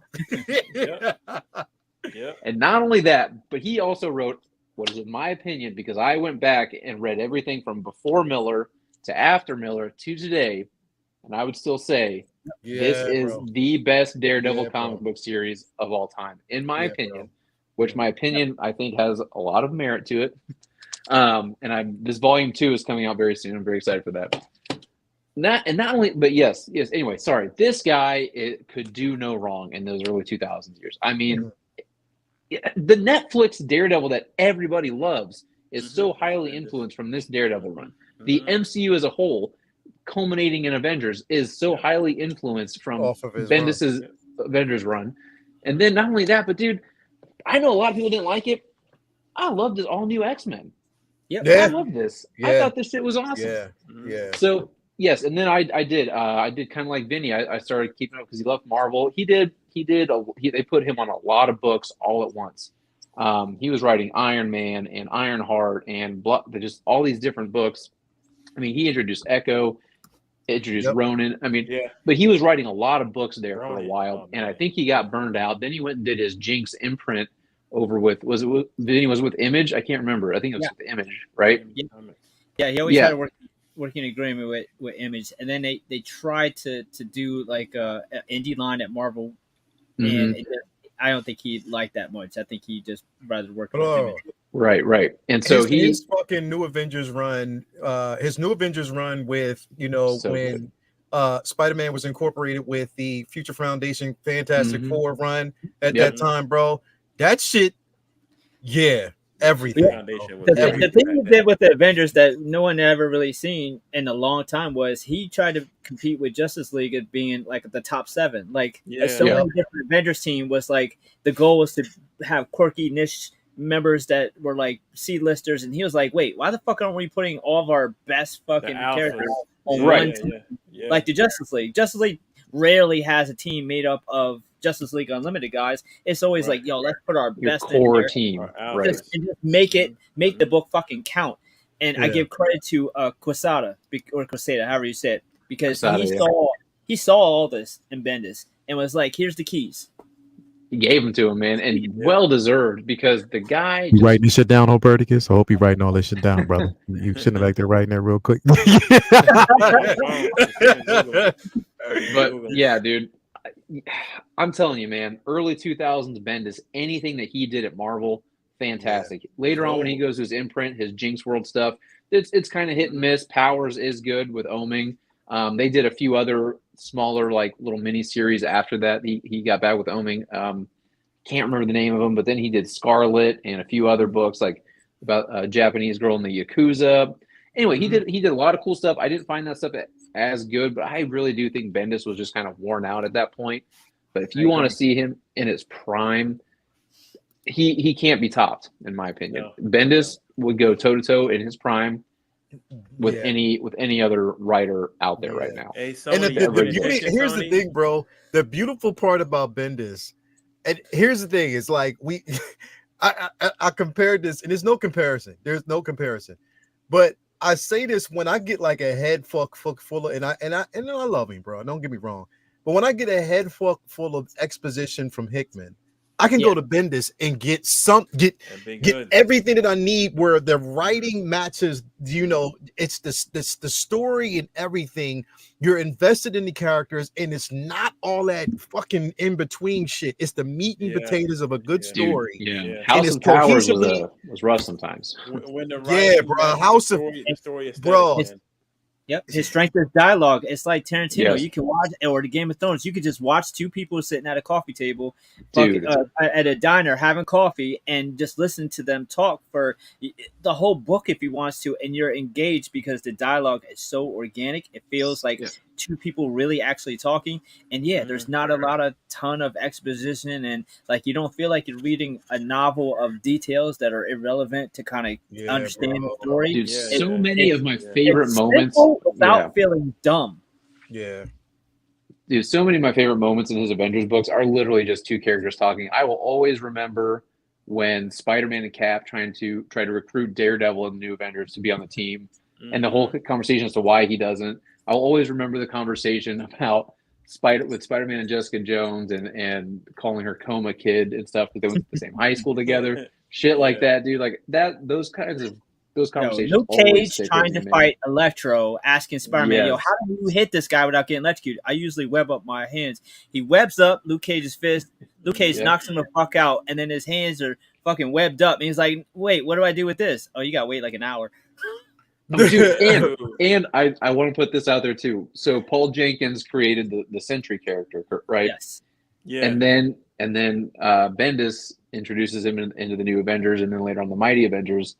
And when Doom and Iron Man are going back in time to discover his origins and stuff, they marketed that so well because they truly fucked with me when I thought that they put this whole marketing campaign that Stan Lee created this guy back in the 60s and nobody remembers it.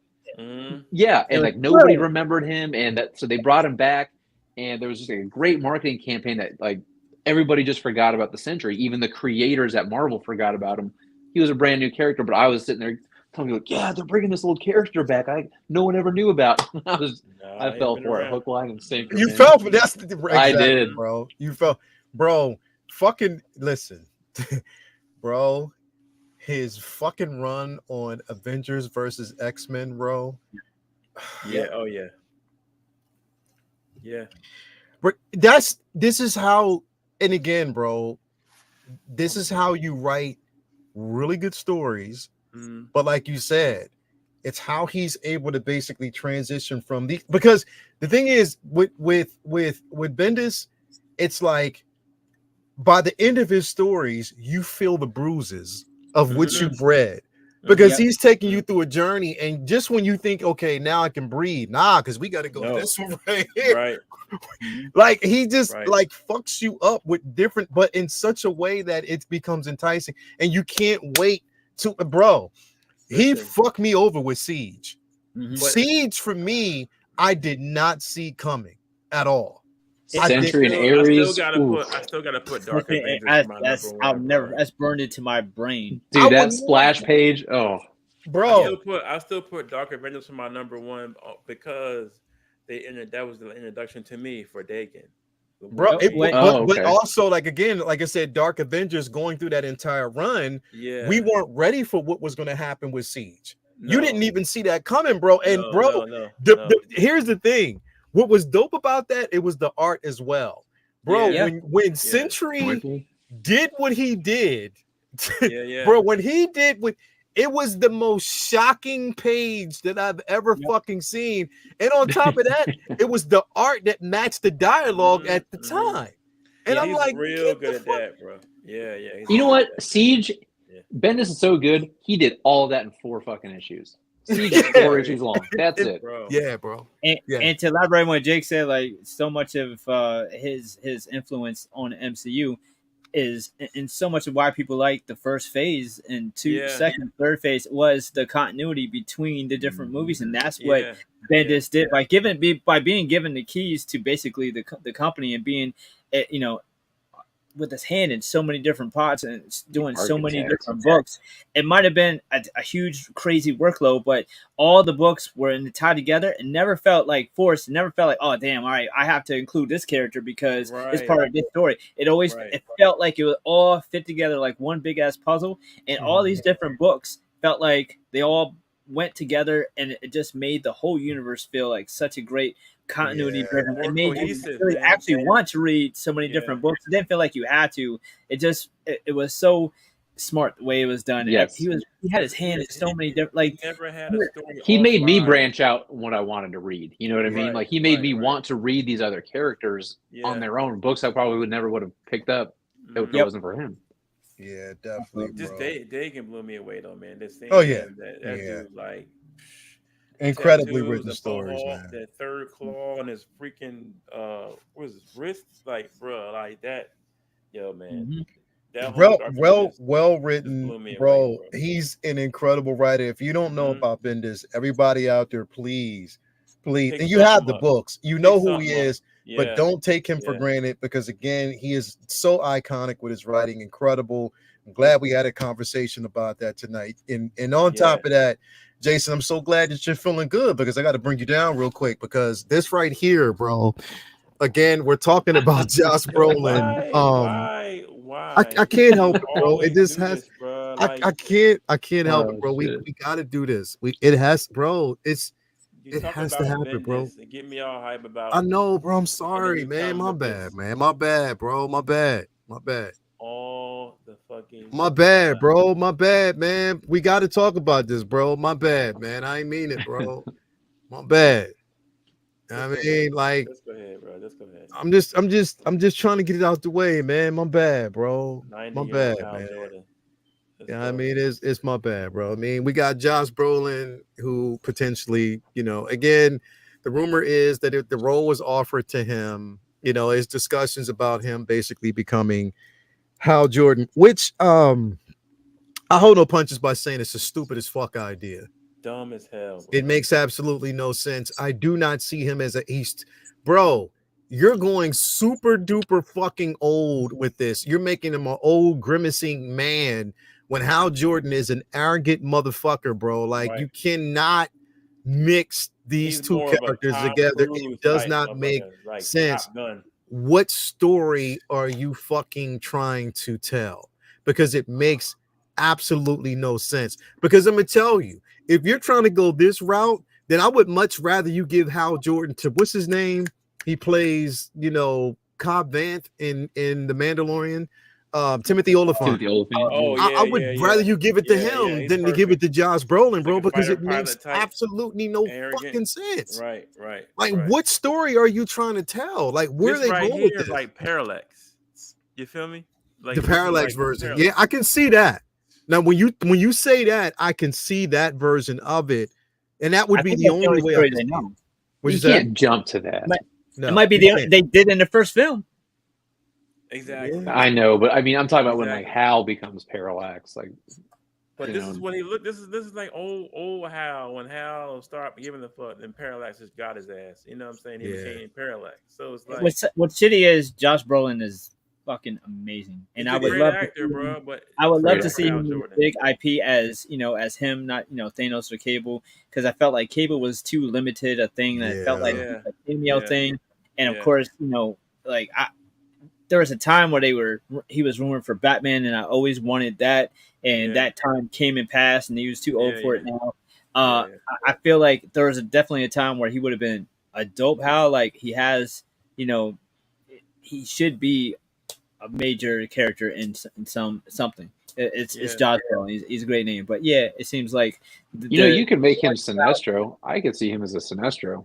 I definitely feel like they're going a route of him passing the torch to John or to Guy or what they're going for. That's what they're looking for. They're looking for a young, I think they said one between 26 and 36-year-old John Stewart. Yeah. So that's what they're looking for as a counterpart. It's supposed to be like a galactic buddy cop crime type of thing, like True Detective. And that's what they're saying, that this is the route that they're going with it. But yeah, I hope for their sake that this is definitely a rumor, because I don't see it coming. I don't. I hope he turns the role down. Yeah, he has to turn it down, bro, because it's not something. Definitely hell nah. I would actually ever want to see something like this. It wouldn't make any sense. Dude from Mando or the boy from Top Gun, the second Top Gun. Glenn Powell. I thought he would be great. He'll be an awesome, because he's got that cocky attitude, like the feel like a he's likable anyway. Right. So I could see him doing Hal Jordan. But Josh, great actor, love him in all his stuff. But he looks to me at this point. This is like Parallax, or about to be turned into Parallax, bro. Right. Gray templed Hal. Right. Yeah. Right. See, that's it, bro. Like I don't. It definitely doesn't make any type of sense to me whatsoever, bro. I guess they're thinking Ryan Reynolds jokey as Hal Jordan didn't hit, so let's go with a serious older actor. Right. I get all of my feels about this one. But I mean, they might be going opposite route of Marvel, and Marvel wants young, very young people for everything, even Aunt May. So DC's going the other way, except for Superman. Sorry, Jay. Don't do that, man. My bad, man. Otherwise, bad, bro. like that's the only bad, role. Talking about freaking Green. Don't stab me in the heart with Superman. Don't do that, Bro. My bad, man. My bad, bro. It's not right. Jay, my bad, bro. My bad, man. Don't worry. Yeah, As soon as I read that bad, book bro. tomorrow, I'm putting it all in the chat. I'm taking pictures of everything of Aliens versus Avengers. Don't worry, I got you. I'm gonna let you read it for free, dude. Page by page. Just I got you. Page by No, page. but honestly, I'm gonna start with the end, the last. Page. Nah, but look, for real, that is the only character they've been worried about making sure he was a younger role. Everybody else, they haven't been worried about the age. Mm-hmm. Because you got an old ass version of a lot of different characters except for Supergirl, and they're worried about a young Superman. Everybody else, they haven't been too worried about making sure somebody young that could, play the role for a long time. Yeah. You know what I mean? Bro, it's crazy because it's like, look what they did to Guy Gardner, and now what they're doing with this character. It's like, yo, how are you aging these characters up a certain way? Like, what are you doing? Like, what sense does it make? Because the thing is, if you're aging them up without really, now look, you don't have to tell like, the whole origin story, but at least fit it in the age where the characters are relatable, because then you're pulling in more fans. Like, again, bro, like, you can say what you fucking want about Ryan Reynolds, Green Lantern film. There were certain things that they got absolutely right about that fucking film. Listen, one being Sinestro, perfection. To perfection, bro. Like Kilowog. And Kilowog as well. They got both those characters. Right. Shout out to the late what's his name? Green Michael Clark Duncan. Yep. Yeah, who played Kilowog. He was the voice of Kilowog. So shout out to him. They got those characters right, bro. And so they definitely did. was on point too. The whole freaking planet of Oa looked dope, bro. They were fine every time they were off of Earth. Yeah. Whenever he went home, that's when the shit got just corny. Yep. But other than that, I liked it. I don't know. I know it was. The movie isn't as bad as people make it out to be. No, I liked it. The first half's not too bad. Yeah. I liked it. Next time again, he says basically Vinny, Leo, and Vinny also agree that it's probably bull, and that's they'll cast Powell for Hal Jordan, since he's the one who one of DC's most lucrative and recognizable. I mean, you know what? Powell, he smiles too much, bro. Like he's way too likable. Glenn Powell. He's definitely likable, but you know what? Hal Jordan, dog. I can see him as Hal Jordan. I can definitely see him as he looks exactly like a Hal Jordan. He has the perfect structure for it, so I think he would kill it. If it would be anybody, he would definitely. If you gave it, like, here's the thing: if it was him. If you gave it to him and you did give it to what's his name? Dries, whatever, something. Not John Stewart, not Elba, but the young dude who played in Snowfall. Snowfall, yeah. If you gave it to, if it was, if it was them two, that would be dope as fuck. I think that would kill it. The AI renders of him as T'Challa. Yeah, people have been pushing for that for the longest time. Wow. They've been pushing that for the longest time. But here's the thing. We already know, bro, no matter how much you fan cast, they will do the opposite. I know. It's almost like they find out who people want and cross them off the board.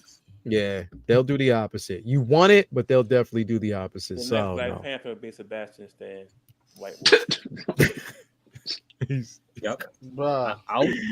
Hey, Hoberticus, somebody's in here talking shit, bro. We don't listen to Chihuahuas. Somebody's in here talking shit, bro. We don't listen to Chihuahuas. You don't listen to Chihuahuas, bro? We don't listen to Chihuahuas. We just let them bark. Let them bark and run at the ankles. You know he in here talking shit, bro. You trying to poke the bears. You already know how that goes, bro. Brazil, let's go. So, can I say something about the Hal Jordan casting? Yeah, bro. So I feel like my biggest trepidation with Josh Brolin as a potential casting is my same issue that I kind of have with Pedro Pascal's Reed. It's casting an older actor. How long are you expecting them to be around? You know, because, and I get it, right? I mean, I'm part of the generation that was young when the Justice League cartoon came out, and most people knew Jon Stewart as Green Lantern. and not so much Hal Jordan. I get that. Maybe that's what they're playing into. And if they're wanting to do the buddy cop thing, the very stereotypical thing to do is take the old grizzled veteran and put him with like the new young rookie, right? Yeah. But I always saw John and Hal as much closer in age and much more camaraderie between the two. Yes. So it bothers me that they want to. It seems like they're going to cast an older Hal Jordan, so Jon Stewart can take the limelight, and just basically we don't need Hal anymore. He's most likely he'll get killed off, kind of dumbest fucking mistake that you can make, bro. I've never seen a version of Jon Stewart where he's some young chip off the I've never seen a young cocky no, he's always been a vet. Yeah, he's rank and file Marine, dude. Right, is a Marine. It actually make more sense to have him as the vet than Hal. You gotta have Hal. I've never seen a version of Jon Stewart where he's like the cocky young, gung ho. Right. No. My fan casting for Jon Stewart always and forever will be Mahershala Ali. I wanted to see him from day one. Ever since I saw him in Hidden Figures, bro, I was like, "Yep, that's Jon Stewart, bro. He can play it. He can play it, and I know he would fucking kill it." Yeah, because we ain't doing Blade. I hope everybody out there knows Blade ain't gonna never happen. I'm just putting it out there right now. That's a done. It's a wrap. Blade's coming out as double feature with Spawn. Right. That shit ain't gonna happen. Jon Stewart, Mahershala as Jon Stewart, I would love to actually see. I would definitely love to see something like that. That would be definitely dope. Grizzle, and he gives it the gravitas for that particular character. I think he would definitely kill it. Some people say Abdul Mateen, but he's already playing Wonder Man. He's playing Wonder Man right now. Well, he's also Black Manta already too. And he's also Osborn. Cool. He's the voice. Nah, that's Coleman Domingo. That's Coleman Domingo, bro. Oh, I thought he was the voice of Osborn too. Nah, Coleman Domingo is basically playing that role. But yeah, dude, Hal is. I mean, it's been stated in the comics. He is the greatest Lantern ever, and to just sidestep over him. Really, I mean, it's my son's namesake. You know what I mean? I named him after Hal Jordan, and it just sucks that hey, we had one failed movie with Ryan Reynolds. Right. Yeah. So everyone must not like Hal. Let's move on, dude. How many shitty Batman movies were there? You kept fucking making them. Come on, man. Get Hal. The '60s TV show was trash. Every look. I told you, I divorced myself from everything after Batman Returns. From literally. Everything after Returns for me was trash. And people probably be like, why it was trash. Everything. Clooney was trash. Val Kilmer was trash. I'm sorry. Those fucking films were trash. And if I never get to see Hal Jordan punch out Batman once on screen, come on, man. Dude, just one time. One time, bro. Great moment in comics. Yeah. To see Batman take off Hal's ring on screen while he was dude. Yeah, I need to see that live action, bro. But we'll never get that.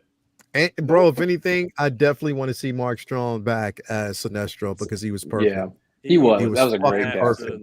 That was a great fucking. He was perfect. He was the best part of the film to me. Man. No, Jeffrey Rush as the voice of Tomar Ray, I thought was pretty damn good too. I mean, the casting was not bad in that movie. Yeah, you just tried to do too much with Parallax and Hector Hammond and did you realize another one? Did you realize that Taika Waititi was in that film? Yeah. What? Yeah. He was. He played Hal's best friend. Yeah. Oh snap! That's right. He was doing his American accent too. Yeah. Wow. I didn't know. I did not know that he was Kiwi until after the film. I had no idea because he definitely had a dope ass American accent. That's crazy. It was crazy. Yep. He was in it. I want Hal Jordan, man. I want to see Hal Jordan in all his glory. Before you move on from him, give him his due. And that's the thing, bro. Like, how can you skip over that character because it doesn't make any sense? He is the quintessential. Well, they did it with the Lantern too. They did it with the cartoon. The new DC Universe cartoon crap. They did it. They had him be the bad guy. It was Parallax. Like, and then it sounds like they're doing that with Batman too. I mean, they're good. James Gunn talked about the new Batman for this universe is already gonna have Damian Wayne. I mean, we're gonna look at how much history we'll miss with that when he's already a dad to Wayne. Dick Grayson, Jason, Tim. They'll all be grown and already. Those stories have already been told. I'm sorry to say this. That's why I told you, bro. I'm not really hyped for this James Gunn universe, bro. I'm not. Like, I'm just. Listen, I'm gonna give it a chance, but I hope he same. understands that his career in the DC universe, and especially amongst fans, is going to live and die with this Superman film. If it's good, again, I'm giving him. I'm not even the benefit of the doubt because I already know what James. He's a well capable seasoned director. I give him that. He's well capable and he is passionate about the shit that he does. I just want him to definitely be successful with this film, and we'll see how it goes. We're not gonna dive in it because I know Jason, it's gonna hurt your heart. You're gonna cry Indian tears, bro. I don't want you to do that, or Native American tears. Don't want you to do that. So he posts pictures of himself reading comics, so he's got to do it right. I mean, that's all we need to see, right? And then Bro, no, I need to see Hal Jordan chasing down the Manhunters. That's what I need. And did you see that James Gunn was basically hating? Well, he brought out a statement about a lot of cameos. Cameos are basically what hurt cinema in comic book genre and stuff like that. As he put 17 characters in his Superman movie. I was saying Suicide Squad had Pete Davidson, for Christ's sakes. Like, let's calm down, James Gunn. He took a picture today with taking the pictures of Peacekeeper's fucking helmet from behind, from the old one. Behind the scenes, because they're about to start shooting. I think they already started shooting, I guess, or they're going to start shooting or something. I don't even give a fuck about that show, man. They get to that in the trash too. Like, it just Well, everything else died except for Peacemaker, and like. Hey, remember when we said that and we were told we were crazy? Exactly. A bunch of times. Oh, you guys, you got to give it a chance. You got to give it a chance. Fuck out of here. I still think the Superman movie will be good. I do. I actually think this is going to be a good Superman movie. I'm literally, you know why I'm going? I mean, I literally, the only reason why I want to, I'm just saying this, the only reason why I want to see this is because of Supergirl, bro. Literally, that's crazy. Little Rhaenyra. If I go see it, it'll be because Christopher Reeve's son is actually playing in the movie. He's playing. He's going to be actually in it, bro. That fucking. I support that.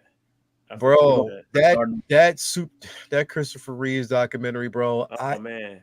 Wow, dude. Bro. Did you see the trailer for that, Vinny? Deep. You ain't even watch the trailer for the documentary, bro? No. Is it out? Yeah, the trailer's out for the documentary, bro. You got to watch it. Yeah. Is it? Spoiler alert. He dies. Huh? Damn it. Oh, that's fucked up, bro. That's fucked up. I'm seeing Titanic this weekend. Don't talk to me. Bro, Jake the Snake. Yo, Jake, that was fucked up just now, bro. Jake the Snake. I don't think the trailer is going to spoil anything. That's all.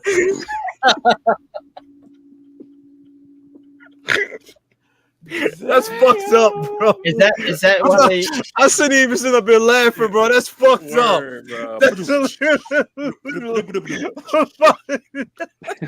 Damn. I heard they made a comment about it. Spoiler alert. Damn, that's fucked up, bro. Yeah. Yeah, that's fucked up. Anyway. Sorry. Damn, that's real fucked up. Red's in there like there's a horse. Yeah. Oh, did he say that? There's a bro. Yo, he said there's a horse. Renz, yeah, that's fucked up, bro. You want punishment, bro. You want punishment, man. Y'all. Anyway. Yeah, it's time to go home now, bro. It is time to go home, and we made it through a whole show without Birdie because talking about me. About what? Anyway, man, nothing. You know what I mean? Like nothing, bro. Nothing. No, I'm gonna watch it. Good, bro. Good. Yeah, watch it, bro. It's deep. Good. It's deep. Good. Anyway, thank you guys out there for being. Oh man, here we go. Anyway, thank you guys. I'm not even reading the chat. Thank you guys for being here, man. Such an incredible show, man. Thank you guys. I appreciate it. Jay, what's going on with you, man? What's going on with you this week, bro? You just got back from vacation. You going to eat some gator meat?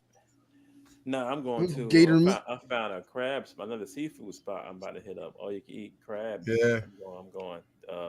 Probably go tomorrow. But I'm chilling, man. I'm just gonna. I knew I had something to tell you. Congrats, man, on that 12,000, bro. Like you just keep going up on the daily, my boy. So congratulations to you, man. Short format. I wanted to say I'm thankful for the spot you provided for us. We needed this, and I myself needed it, so I'm happy for you, man. Appreciate it, Wish you bro. nothing Thank you but the very best for much. continued success, my boy. All right, Brad. Thank you, man. Fucking Jedi. I mean, Bro, Ghetto Yoda. Anyway, man, thank you so much for that, bro. Yeah, it's again. I have a goal. I already set my goal, bro. I have a goal where I want to be, and like I said, I mean, none of this.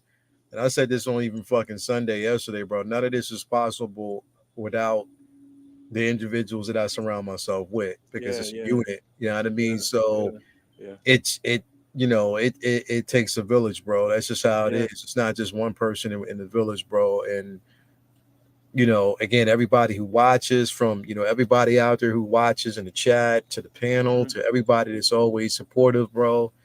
That's what it's all about, man. I appreciate it's all about that. y'all, man. We Definitely, it is all about y'all, man. Because y'all watch this shit. Y'all watch Get out it. of here, Arby's. We're having a Yeah, nice no. moment. Get You the see fuck that out shit? of here. Wow, Fucker, bro. Like, anyway, Jay, bro, I appreciate it, man. Thank you very much for that. Definitely do. Jake, what's going on with you, man?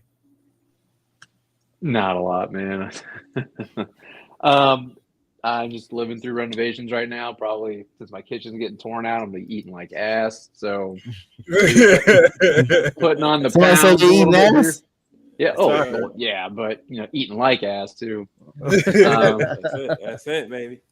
Yeah. So probably eating out a lot, and I mean just restaurants, Oberticus, and Figure Flex Friday. Always look forward to that. Good time. And then the Halloween initiative, guys. If you can give, if it's within your means and you're able to, definitely, man. It's a good cause, man. So such a great cause, man. It's something like this. Like I said, we do it every year. Halloween initiative. Let me put that up there before we close out. Halloween initiative. Started on August 26th. It ends on the 25th. Again, all donations, super chats, everything that we actually get goes towards such a great cause. So make sure that you donate, man. Thank you very much for that, everybody. And again, like I said, the kids will know because we do it every year. We put the names of the participants out there so they know where it comes from. So definitely, man. No Drizzy. And read Bendis. Read some Bendis books. And read you some Bendis. Definitely make sure you do that, bro. Benny, what you got going on? Hey, and I also confirmed over the weekend, I did confirm from Amber May that the merch is coming.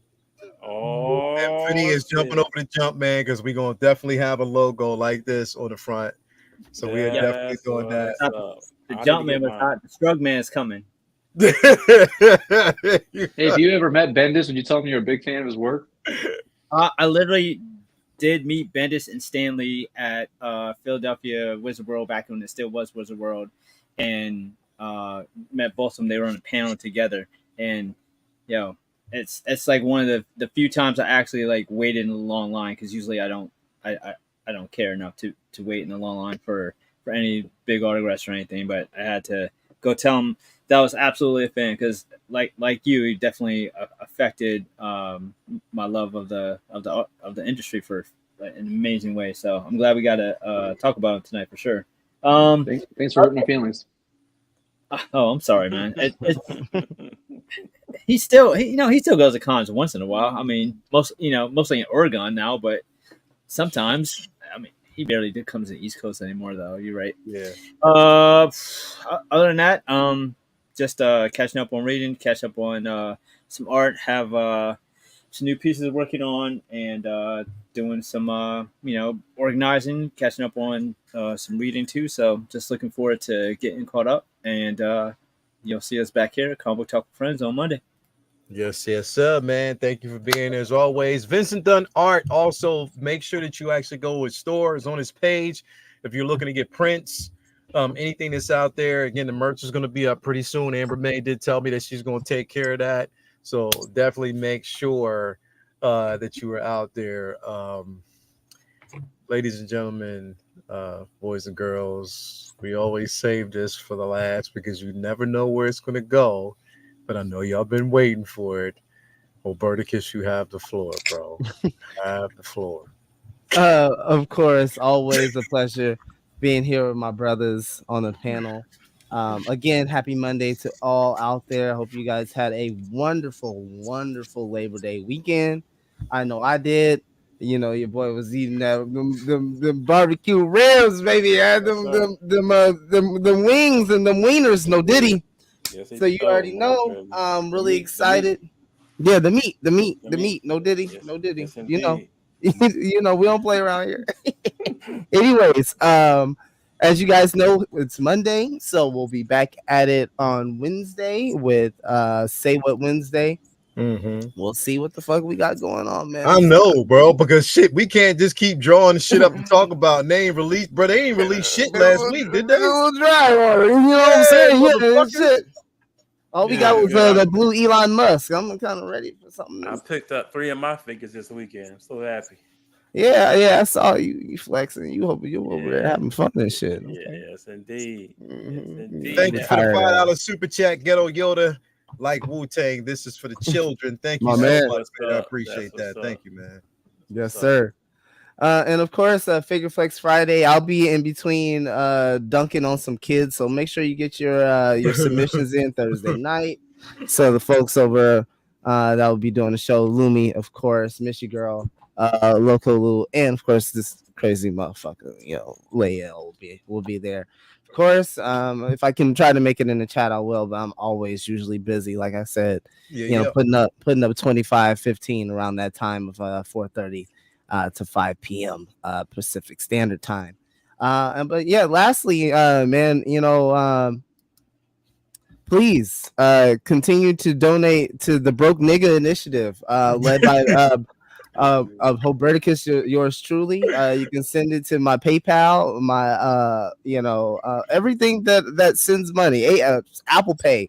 Shit, I'll take Western Union. Fuck anything. There's too much fucking toys coming out, and they all want my fucking money. So it's tough out here. Make sure you're doing what you can to take care of yourselves out there. Eat some booty with some Nutella. You better enjoy your nights, everybody. You better make Amber pay up, man. She just laying there. Whatever. Make her pay up, man. Make her pay up, bro. I'm looking around. She ain't home yet. She went to Cinnabon. Anyway, man. Thank y'all for definitely being here, man, and definitely appreciate it each and every week and having everybody here that got going on. So yeah, a couple of things. Wednesday. I think either Wednesday or Thursday. Well, I know my Jazzing Batmobile arrives on Wednesday morning. Dope. Now I don't know if I'm going to be doing a review on that Wednesday or Thursday. It just depends on the timing that I have. But a review will be up on the page for that pretty soon. It'll probably be up either Wednesday night or Thursday. Nice. So we'll see that. My Mighty Thor figure arrives this week. That one I paid for myself, so no one gave me that or gifted it to me at all. I haven't gotten ours yet, so you can't blame me. I need some gifts now, damn it! Right? Yeah, me too. Subscribe to my OnlyFeed. I'm ready for my kitchen. So. Make sure you do that, man. Anyway, thank you guys out there for being here. It's going to be an incredible week. But again, support your local brick and mortar. Again, read you some comics, read you some Bendis. Physical media is here alive and well, man. Not these digital copy bullshit, man. Make sure that you actually get out and support, because that's the only way that they can keep running. When you're doing these digital copies, that's not supporting the brick and mortar. They got to keep them lights on too, man. So definitely not get ownership out there. Either. You don't know exactly. So definitely go get you some copies. Plus, on the top of that, man, like literally going in, get like you the book, the pages, the color pages. That's just. I always told myself, bro, like if I open up a comic shop, that I'm going to name it. My name for it is Color Pages, bro. That's just definitely going to be the name for my comic shop. Bro. Man, if I had a comic shop, I'm selling all the 18 plus, all the titties out, all the titties, nipples, small ghost nipples. All check out titties Gun out. Honey. Yep.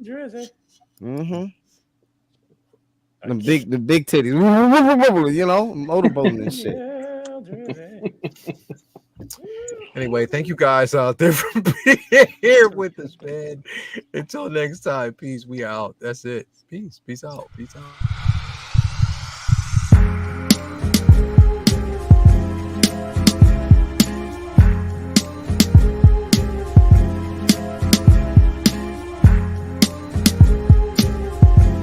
Amber just got home. Oh, well, she's going straight to the bed, straight to the shitter. See y'all next time. We out.